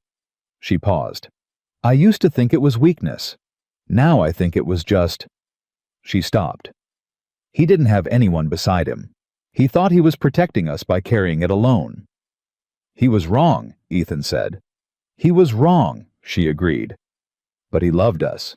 He was just wrong and alone with it." She looked at her notes. "I think that's the difference," she said. "Being wrong and alone with it versus being wrong and having someone who'll tell you so." He was looking at her in a way she felt but didn't quite meet. "You've told me I was wrong twice," he said. "In 5 weeks. You were wrong twice in 5 weeks." Something moved in his face. Not a smile adjacent to one closer than usual. "What were the 2 times?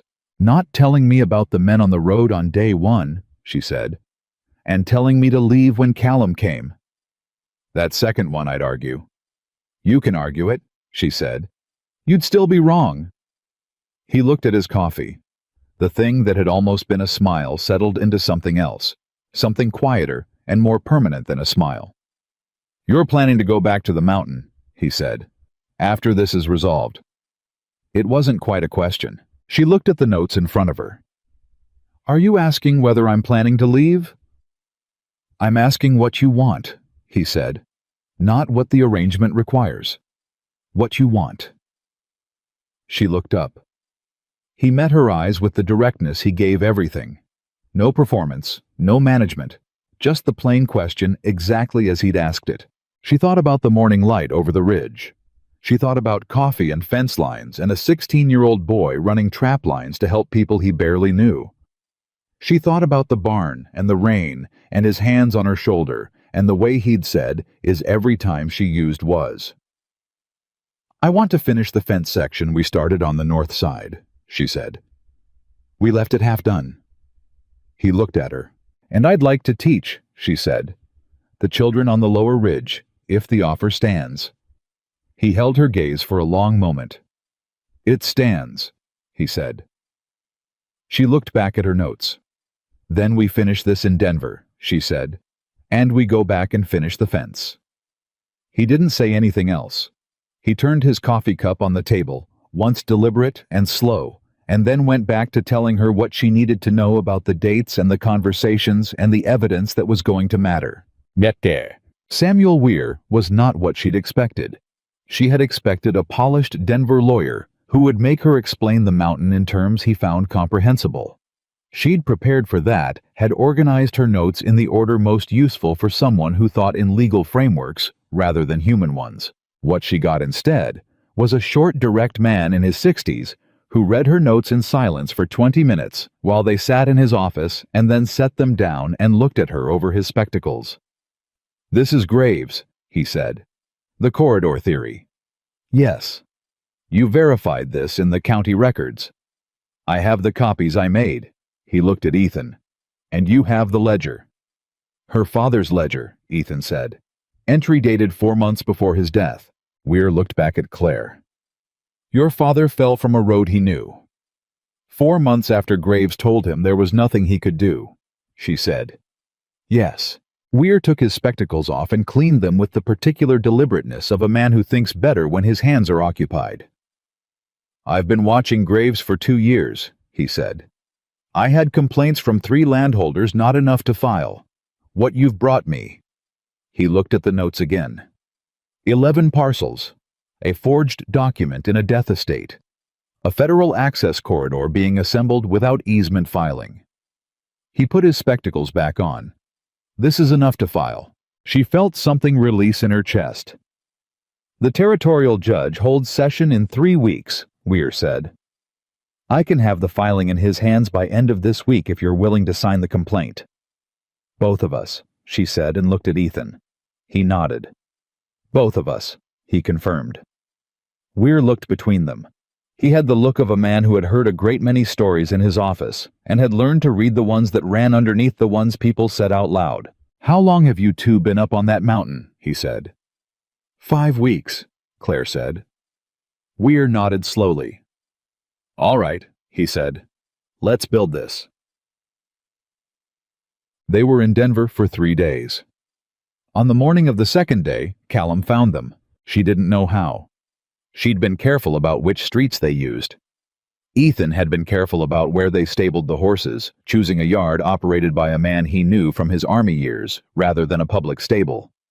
But Callum had spent years moving through difficult territory without being seen, and he'd had someone in Denver watching Weir's office, and the fact that they hadn't thought of that was the mistake she'd look back on later and catalog alongside all the other things she now knew. She came out of the office supply shop where she'd bought extra paper for the filing documents and found him standing on the boardwalk 10 feet away.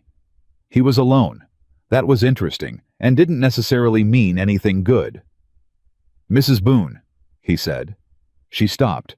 She didn't run through the options. She understood immediately with the cold clarity that had replaced her old version of fear that running through options was for people who hadn't committed to a direction yet.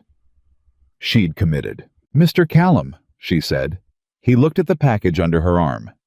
"Supply shopping," he said. "Productive trip." "Very." She looked at him. "What do you want?" He stepped closer, not threatening, projecting the performance of friendliness that she understood now was the face he used when he was actually being threatening. "Graves is prepared to be generous," he said. "To both of you. Real money. Enough to buy property elsewhere. Somewhere without all this difficulty." "No," she said. He looked at her. "You haven't heard the number." "I don't need to hear the number."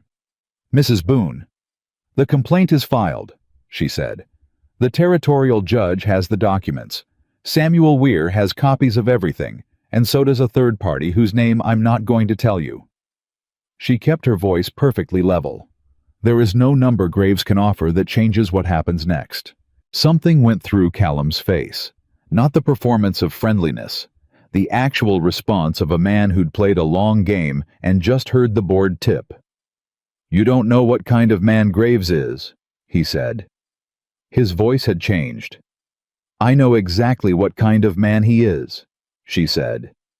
"The question is, what kind of man you are." He stilled. "You betrayed 8 men in the war," she said. 3 of them didn't come back. You did it for money." She looked at him steadily. "Is that the life you chose or the one you fell into?" Because there's a territorial judge in 3 weeks who's going to be asking similar questions, and the answer you give might be the difference between where you end up. Callum's jaw moved. He looked at her with something she hadn't seen in his face before. Not anger, not calculation. Something that was further back than either of those. "Walk away from Graves," she said, "before this closes." She walked around him and back toward Weir's office. She heard him stand there for a moment. She didn't look back. When she got inside, Ethan was at the desk with Weir reviewing the filing documents. He looked up when she came in. She set the paper on the desk. "Callum's outside," she said. Ethan was out of his chair before she'd finished the sentence. "He's alone," she said quickly. "He didn't threaten me. He made another offer." She paused. "I told him to walk away from Graves." Ethan stopped. He looked at her. "I think he might," she said. "I think he's been carrying what he did in the war for a long time, and it hasn't gotten lighter." She paused. "That's not forgiveness. That's just an observation." Ethan looked at her for a moment, in that particular way that had no surplus in it, that was just him seeing her clearly. "You said the complaint is filed," he said. "The third party." "Tom Haskell," she said. "I sent him copies yesterday. I didn't tell Callum who it was, just that someone had them." Weir, who'd been listening with professional composure, looked up from the documents. "That was smart. The students who paid attention in school usually are," she said. On the morning of the third day, something happened that changed everything. Weir called them into his office before the records office had opened, which meant he had heard something that couldn't wait. He sat across from them with the particular expression of a lawyer who has received information he knows is significant and has spent the night deciding how to frame it. "I have a contact in the county assessor's office in Denver," he said. "He reached out to me last night." He looked at the document on his desk. "Graves has been in communication with a railroad surveying company. Private correspondence not filed. My contact came across it in the course of his work." Claire felt the thing she'd been building in her mind shift and reorganize. "The corridor," she said, "isn't for mineral extraction," Weir confirmed. "It's for a rail line, privately held. The route goes through the exact parcel sequence you identified in the county records." He looked at her. "The mineral talk is a cover. What Graves is selling to investors is rail access to the upper ridge. There's no significant gold vein on Boone's property, never was. But if a rail line runs through it, the land value increases tenfold, and the construction contracts are worth 3 times that." The room was very quiet. "He's been lying to his own investors," Ethan said. "About the gold, yes," Weir said. "Using it to secure the purchases while the real purpose stays private." He set down the document. "This changes the nature of the fraud significantly. We're not talking about a land grab for mineral rights. We're talking about securities fraud, investor deception. The territorial judge doesn't have jurisdiction over that, but the federal circuit court does." Claire looked at Ethan. He looked at her. "Federal circuit court," she said. "Means a longer process," Weir said. "But it also means a higher charge, a larger net, and Graves has no friends at the federal level who can redirect this." He looked at them both. "Are you willing to extend this?" She thought about 11 families, about properties with records that stopped abruptly, about a man who'd ridden a familiar road and didn't come back. She looked at Ethan. "Yes," she said. He turned to Weir. "Yes," he said. Weir nodded. He picked up his pen. Outside the office window, Denver went about its morning indifferent to the specific architecture of justice being assembled in this room by 2 people from a mountain and a lawyer who'd been waiting 2 years for something that could hold. Claire reached across the desk for the copy of the railroad correspondence. She read it once slowly all the way through. She set it down. "He's going to know we have this today," she said, "the moment your contact realizes it's missing." "Yes," Weir said. "How fast can he move if he decides to run?" "He's not going to run," Weir said. "Men like Graves don't run. They counterattack." He looked at them both. "Which means the next 48 hours are the most dangerous ones." She looked at Ethan. He was already looking at her. "Tom Haskell," she said. "I'll send word today," he said. "And Cale on the ridge." "Yes." She looked at the filing documents on Weir's desk. Her name on them. Ethan's name beside hers. The sworn statement in her father's handwriting wrapped in oilcloth that had traveled from a dead man's shelf to a federal case that might finally mean something. She thought about what Graves would do in the next 48 hours. She thought about what they had and what they'd need. Then she thought about something else. Something she'd missed sitting at the edge of everything she'd been thinking about for 3 days, waiting for her to notice it. "The young writer," she said. "The one who called himself Dawson." Ethan looked at her. "He was watching us that day in the yard," she said. "When Callum visited the property, he stayed back and watched us after the others left." She looked at Ethan. "He saw something." "What do you mean?" "The way Callum came to me in Denver alone with an offer, not a threat. That's not how he operated before." She thought it through.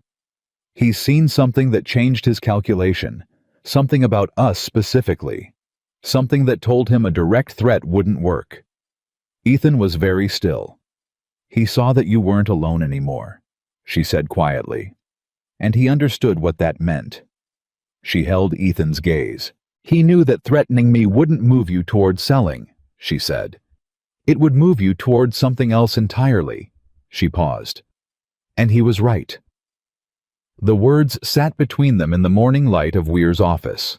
Ethan didn't say anything for a long moment. When he spoke, his voice was the flat, even tone he used for true things. "Yes," he said. He was right. The ride back from Denver was different from every other ride they'd taken. It wasn't faster. If anything, it was slower, the horses were tired, and the road was long, and neither of them pushed it. But something in the quality of the silence between them had changed the way air changes before a storm that turns out not to come settling instead into something clearer and more honest than what was there before. She knew what she'd said in Weir's office. She knew what he'd confirmed. Neither of them had done anything with it since, had not circled back to it, had not made it into something larger than it was. But it was there between them, the way real things are. They're not requiring discussion to exist. They were a day out from Denver when he said it. They'd stopped to water the horses at a creek crossing, and she was standing with her boots at the edge of the water, watching it move, when she heard him come up beside her. Not close. A few feet. The particular distance he always held that was respectful without being remote. "I need to tell you something," he said. She turned to look at him. "Before we go back," he said. "Before it's settled. I want to say it when there's no tactical reason to." She waited. "I didn't come down from that mountain only because of Harlan Graves," he said. He looked at the water. "I came down because I'd heard about Thomas Dawson's family, about his daughters." He stopped. "About the schoolteacher." She was very still. "I'd heard enough to know what kind of woman you were before I ever walked into that bank," he said. "And I told myself that was coincidence, that the debt was the reason and everything else was beside the point." He looked at her. "I was lying to myself." The water moved between them and the bank on the other side. "Ethan," she said. "I'm not asking you for anything," he said immediately. "The arrangement is the arrangement. I'm not using what I just said to pressure—" "Stop," she said. He stopped. She looked at him. At the face she had learned over 5 weeks, the way you learn landscape, not all at once, but in layers, each one revealing something the last one hadn't shown. She looked at the lines around his eyes, and the set of his jaw, and the particular way he held himself when he was being honest, which was the same way he held himself always because he didn't have another way. "I know what kind of man you are," she said. "I told my sister that 5 weeks in. I told her, yes, actually good, not performing goodness, not goodness as strategy, actually good." She paused. "I don't say things I don't mean." He held her gaze. "I came down from that mountain in my head before I came down it in fact," she said. "When Cale brought the news. When I thought about my mother and Nora." She looked at the water. "But there was a half second before I was thinking about them. A half second where the thing I felt was about you, and what might have happened to you, and whether you were all right." She heard him breathe. "I didn't examine that too closely at the time," she said. "I had more urgent things." She looked back at him. "I'm examining it now." He looked at her for a long moment. "The fence," he said finally. "The north section." "We should finish it," she said. "Yes," he said. "We should." That was all. And it was enough, not because they were restrained or afraid, but because they were both people who knew the difference between what you say and what you mean, and what they meant was already fully said. He went back to the horses. She followed. They crossed the creek and rode north toward the mountains, and didn't need anything else from that conversation, because it had done what it was supposed to do. Tom Haskell met them at the lower ridge road with Cale beside him, and a look on his face that said news had moved faster than they had. "Callum came to Millhaven yesterday," Tom said before they'd fully pulled up. She felt it, the sharpening. "What did he do?" Ethan asked. "Went to the sheriff's office first, spent an hour, came out and rode to the bank." Tom's jaw shifted. Then he rode out of town north, not back toward Denver, up toward the upper ridge. She looked at Ethan. "He's not working for Graves anymore," she said. Both men looked at her. "He went to the sheriff," she said. "That's not what you do if you're still protecting your employer. That's what you do if you've decided which side of this you're standing on." She paused. "Or if you're trying to get ahead of what's coming." Tom looked skeptical. "Man like Callum doesn't change sides without a reason." "He has a reason," she said. She thought about his face on that Denver boardwalk, the thing that had been further back than anger or calculation. "He's been carrying 3 dead men for 20 years. At some point the weight gets to be more than the money." Cale had been listening with the focused attention of a boy who'd earned his place in this conversation through 3 weeks of riding trap lines at dawn. He looked at his father. Tom looked back at him. "He left something at the sheriff's office," Cale said. "My cousin works the morning sweep. He said Cordell came out looking like he'd swallowed something that disagreed with him." "A statement," she said. Everyone looked at her. "Callum left a statement," she said, "about Graves, about what he knows." She looked at Ethan. "That's what the 48 hours were about. That's why Weir said they were the most dangerous. Graves would know what we were filing, and anyone who might turn against him would know the window was closing." She turned to Tom. "Where did Cordell go after—" "Rode out toward Denver," Tom said. "Yesterday afternoon, with 2 deputies." She looked at Ethan. He was already looking at her. "He's filing something of his own," he said, "before the federal circuit gets there and it's out of his hands completely." "He's trying to get ahead of it," she said. "Same as Callum." Tom looked between them. "Is that good or bad?" "Good," she said. "It means the center is collapsing.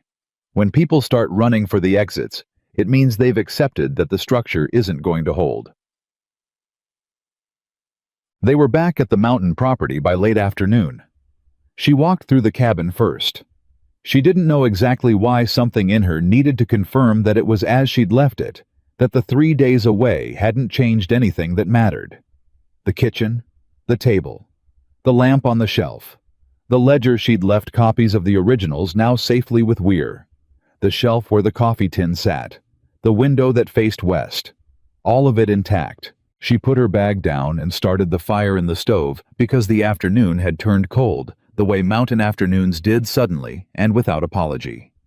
She heard him in the barn settling the horses. She heard the sounds she'd learned over 5 weeks, the specific movements of a man finishing the last tasks of his day, in a space that was his, and she made coffee and set a cup on the table. He came in and looked at the cup and sat down and wrapped both hands around it. They didn't talk for a while. The fire ticked. The coffee was strong. Outside, the summer evening settled over the ridge. "What happens now?" she said. "With the federal case?" "Weir estimates 6 to 8 weeks before the circuit court convenes," he said. "He'll handle the filings. Our job is to be available if they need testimony." And Graves in the meantime. He can't move against us without making his situation worse, Ethan said. Cordell is cooperating with the federal inquiry, whatever his motives. Callum's statement is on record. Every move Graves makes now is documented.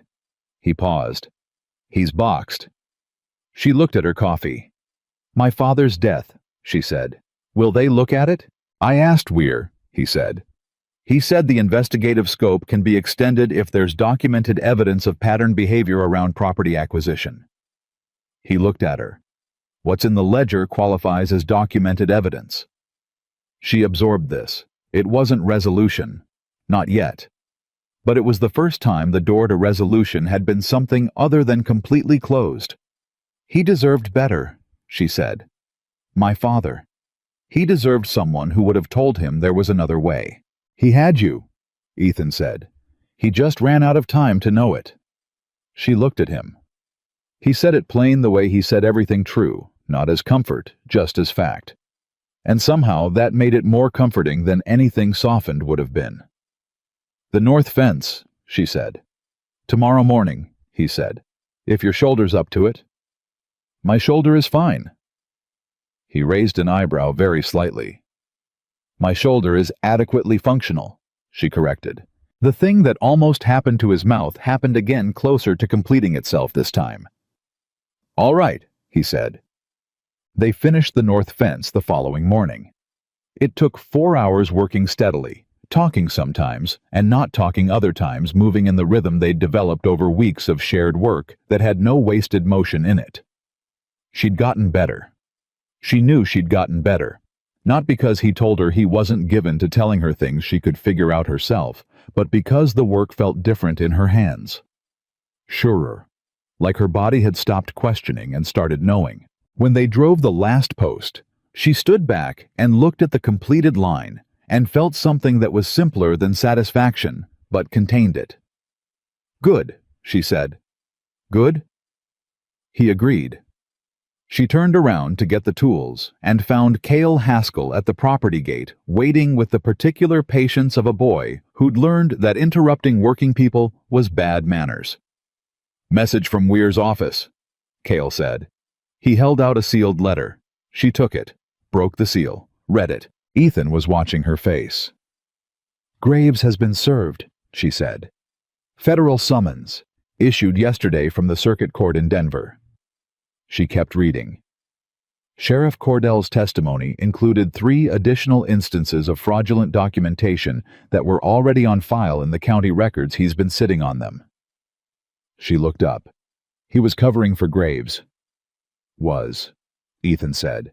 Past tense, she confirmed. He's agreed to full cooperation in exchange for consideration on his own exposure. She looked back at the letter. Weir says the case is solid. He says, she stopped. What?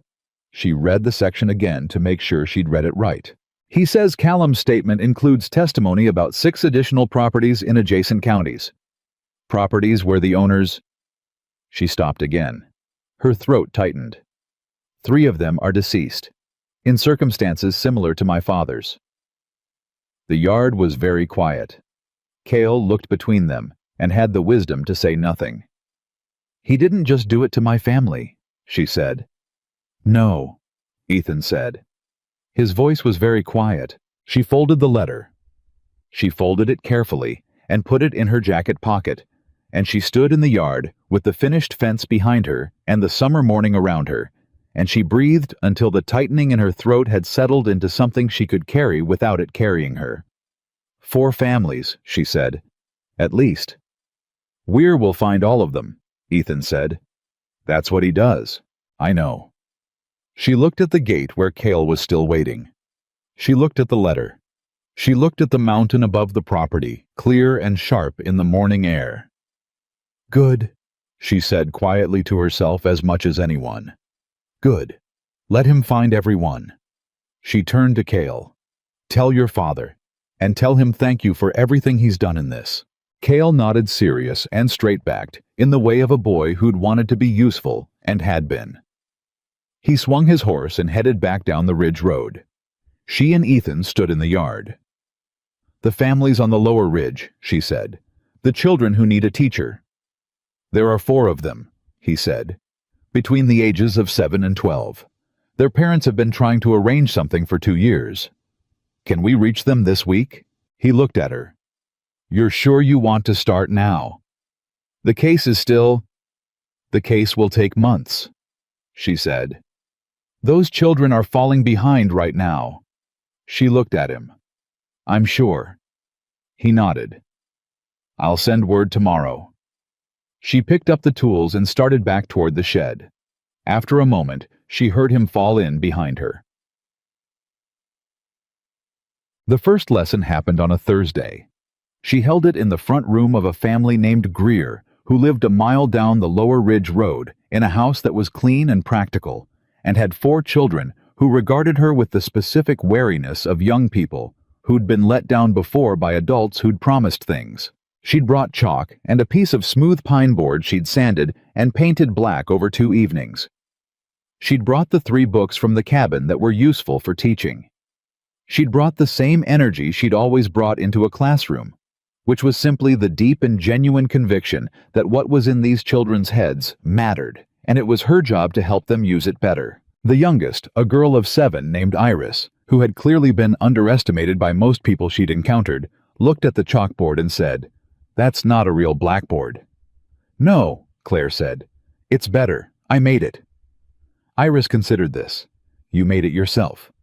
"With help," she said. Iris looked at the board. "Can I write on it?" "That's exactly what it's for," she said. By the end of the first hour, she had all 4 of them working. By the end of the second hour, she had the eldest, a boy of 12 named Henry, reading aloud to the others from a passage she'd selected because it was genuinely interesting and not because it was easy. He stumbled on 2 words. She showed him how to break them. He went back and read them correctly. The look on his face when he got them right was the look she'd been teaching for, the one she'd missed, the one that said something had opened that hadn't been opened before. She rode back to the property in the late afternoon with the chalk dust still on her hands and something restored in her that she hadn't realized had been missing until it came back. Ethan was at the corral when she came through the gate.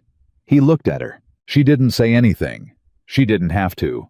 Whatever was in her face told him what he needed to know. "Good day," he said. "Very good day," she said. He went back to the horse he'd been working with. She went inside to start supper. And that was the whole of it, and it was sufficient, and it was real. 6 weeks after they had filed in Denver, the circuit court convened. Weir sent word 3 days before. Ethan and Claire rode down from the mountain on a Tuesday morning with the documentation they'd been asked to provide, and testimony prepared in the careful, organized way that she prepared everything clear, specific, irrefutable. The courthouse in Denver was full. She hadn't expected that. She'd thought of it as a legal proceeding, which it was, but legal proceedings in territorial courts in 1878 were also public events, and word of what Graves had done had spread in the weeks since the summons was served with the speed that injustice once named tends to travel. Tom Haskell was there. Denny Frost. 4 other landholders she'd read about in the county records and was meeting for the first time. Samuel Weir at the front table, organized and calm. Sheriff Cordell in the gallery, reduced to civilian witness, wearing the expression of a man who understood that cooperation was his best available option. Harlan Graves sat at the defendant's table in a suit that was designed to communicate respectability. He looked at her when she came in. She looked back. She didn't drop her eyes. She sat beside Ethan in the gallery and waited for it to start. When she was called to testify, she walked to the stand and answered every question in the plain, clear, organized way she'd answered her students' questions for 6 years, not performing certainty, not managing impressions, just saying true things in the order they needed to be said. She held the ledger where the court could see it when Weir introduced it. She read her father's words in a voice that was steady because she'd decided beforehand it would be steady, and she honored her decisions. She looked at Graves once while she was speaking. Once was enough. He knew she wasn't afraid of him. He'd probably known it since Denver, since the boardwalk, since Callum had come back without a deal. He sat behind his table, with his gold watch chain catching the light, and the particular stillness of a man who's watching something he built come apart and has run out of ways to stop it. When Callum took the stand, the room went very quiet. He was not the man she'd seen on the mountain property, not in posture or in presence. He sat with the specific quality of someone who'd made a decision they couldn't unmake and had decided to be clean about it. He answered questions. He didn't minimize. He named names, dates, amounts. He described the 3 deaths in adjacent counties in terms specific enough to be documented and damning enough to silence the gallery twice. When he was done, he stepped down from the stand and he looked once briefly at Ethan. Ethan held his gaze for a moment. He didn't nod. He didn't look away. He simply acknowledged the look and let Callum pass.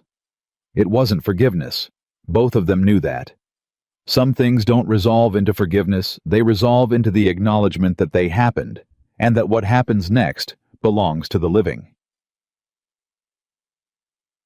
Harlan Graves was found liable on 14 counts. The federal circuit judge, a dry, precise man named Aldrich, who had been on the bench for 20 years, and had the expression of someone who'd heard most things and wasn't impressed by them, read the findings in a voice that was neither theatrical nor hurried.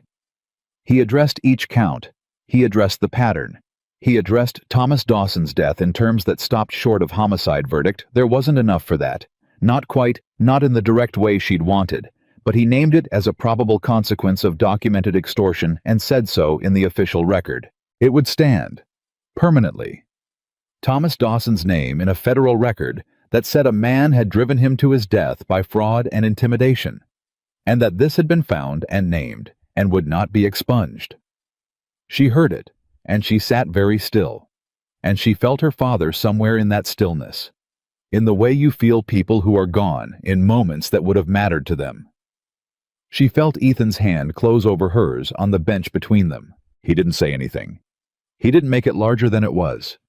He just held her hand while the judge finished reading and the gallery began to murmur, and the world reorganized itself around the fact that Harlan Graves was a convicted man. She held on. She let herself hold on. So, they didn't stay in Denver afterward. Weir shook their hands. He told her she'd been the clearest witness he'd had in 30 years of practice, and he said it the way he said everything without embellishment, which meant she believed him. Tom Haskell embraced her with the forthright warmth of a man who'd decided she was family and had moved on from considering whether that was appropriate. Denny Frost said thank you twice and then looked embarrassed about it, and she told him it was she who should thank him for coming forward, and that settled things. They were on the horses and heading north within 2 hours. She didn't need to stay for the aftermath. The aftermath would happen without her. It would be documented and processed and would work its way through the legal architecture of the territory over the next months, and she would be there for it when she needed to be. But right now, she needed the mountain and the air that was different up there, and the specific quality of the work that waited for her children on the lower ridge. A fence that was always needing some section of it, seen to horses that were curious and alive, and had no interest in territorial legal proceedings. She needed to go home. The word settled in her chest as she rode, and she let it. Home. The thing she'd driven toward her whole life without a clear picture of what it would look like, who would be in it, what she'd have to go through to earn it. She had a picture now. It looked like a cabin with a covered porch and a meadow dropping away to a creek she could hear at night from the upstairs window. It looked like coffee strong enough to disagree with you in the morning.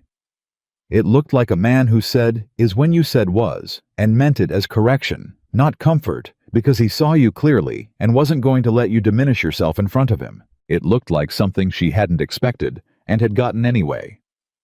A month after the verdict, Margaret and Nora came up the mountain for the first time. Margaret stood on the porch with both hands on the railing and looked out at the meadow and the ridgeline above it and didn't say anything for a long time. Nora went straight to the barn because she'd heard about the horses and had decided in advance to like them. "It's beautiful," Margaret said finally. "I know," Claire said. Her mother looked at her. At her hands, which were rough now in ways they hadn't been before. At her posture, which had changed, still straight, but different. The posture of someone who'd been tested in ways that had settled something rather than broken it. You look well, Margaret said. I am well, Claire said. Her mother looked toward the corral, where Ethan was showing Nora how to read a horse's disposition from the set of its ears. Nora was listening with the focused intensity she brought to things she'd decided were worth learning, which when she made that decision was formidable. He keeps looking over here, Margaret said quietly. Claire looked. Ethan was explaining something to Nora. His back half turned to them, but her mother was right. He'd checked the porch twice in the past 5 minutes with the particular calibration of a man who wanted to be sure things were all right without making a production of wanting to be sure. He does that, Claire said. I know, her mother said. That's what I'm saying. Claire watched him turn back to her sister patient and direct the same way he was with everything he bothered to teach. She thought about the 5 weeks it had taken her to stop expecting the other shoe to drop. She thought about the moment on the creek bank when he'd said, I need to tell you something before we go back, before it's settled, when there was no tactical reason to. She thought about his hand on the bench in the Denver courthouse, closing over hers without announcement or ceremony just there. He's a good man, Claire said. Same words she'd said to Nora. They still fit exactly. I know he is, Margaret said. She reached over and put her hand over her daughter's on the porch railing. I'm glad you're not alone up here. I'm not alone, Claire said. Her mother squeezed her hand and let go and turned back to the view. Below them, Nora laughed at something Ethan had said or hadn't said. It was sometimes hard to tell, and the sound of it came up clear and bright in the mountain air. That evening after supper, all 4 of them around the table, something happened that Claire would think about later as the moment the shape of things became finally fully clear. Her mother asked about the schooling, about the children on the lower ridge, about the pine board she'd painted black and sanded smooth, and how the youngest one, Iris, had been the first to trust it. Claire answered, and as she answered, she heard the specificity of it. The investment, the genuine enthusiasm of someone talking about work that mattered to them, and she understood that this was the version of herself she'd been moving toward all along, not the version that survived, the version that built. Nora had questions about the horses. Ethan answered them with the patience he gave everything, and Nora, who was not easily impressed, was impressed. Toward the end of the evening, Margaret said, Your father would have liked this, quietly mostly to herself. Nobody rushed to respond. The words settled, and were allowed to settle. He would have liked you, Claire said to Ethan. He looked at her. He thought about it genuinely, which was the only way he did anything. Tell me about him, he said. The real version. She looked at this man across her mother's coffee cups in a cabin on a mountain that had been a stranger's and was now a home, and she thought this is what it looks like. Not a declaration, not a rescue, not a promise made in the easy warmth before difficulty arrives.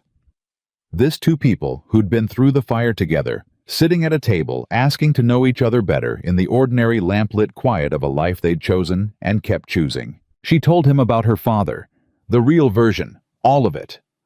He listened the whole way through. The following spring, a circuit judge came through Millhaven on his quarterly rounds. He stopped at the property on the mountain, a courtesy call, he said, though Weir had probably suggested it, and he sat at the same kitchen table with Ethan and Claire and a pot of strong coffee and talked through the remaining elements of the Graves case, which was working its way through the upper courts with the inevitable slowness of large machinery that has been properly set in motion. 2 of the 3 deaths in adjacent counties had been reclassified in the official record. Families had been notified. It wasn't the resolution any of those families had wanted. Nobody wanted the record. They wanted the person back. But the record stood and meant something and could not be taken back. The judge looked around the kitchen before he left. At the evidence of 2 people living a life, the tools by the door, the books on the shelf, the chalk dust on the table from where she'd been preparing the next week's lesson. You've built something here, he said. Simply, not as flattery. We have, Ethan said. The judge looked at Claire. You testified well, he said. In Denver, I read the transcript. I told the truth, she said. That's all. That's the hardest part, the judge said. In my experience. He shook their hands and rode back down the mountain. That evening she stood on the back porch and looked at the summer light moving over the meadow and thought about the morning she'd stood in a bank with a shaking hand and signed a paper that was supposed to be the end of her choices. She thought about what it had actually been, the beginning of the ones that mattered. Behind her, she heard him come through the back door. He stood beside her on the porch the way he stood beside her when he was simply there and not trying to be anything else. And they both looked at the meadow and the light and the mountain above them, clear and enormous and indifferent in the beautiful way of things that have been here long before you and will be here long after. Henry read 2 full chapters yesterday, she said, without stopping. The boy who couldn't get through a paragraph in September. The same one.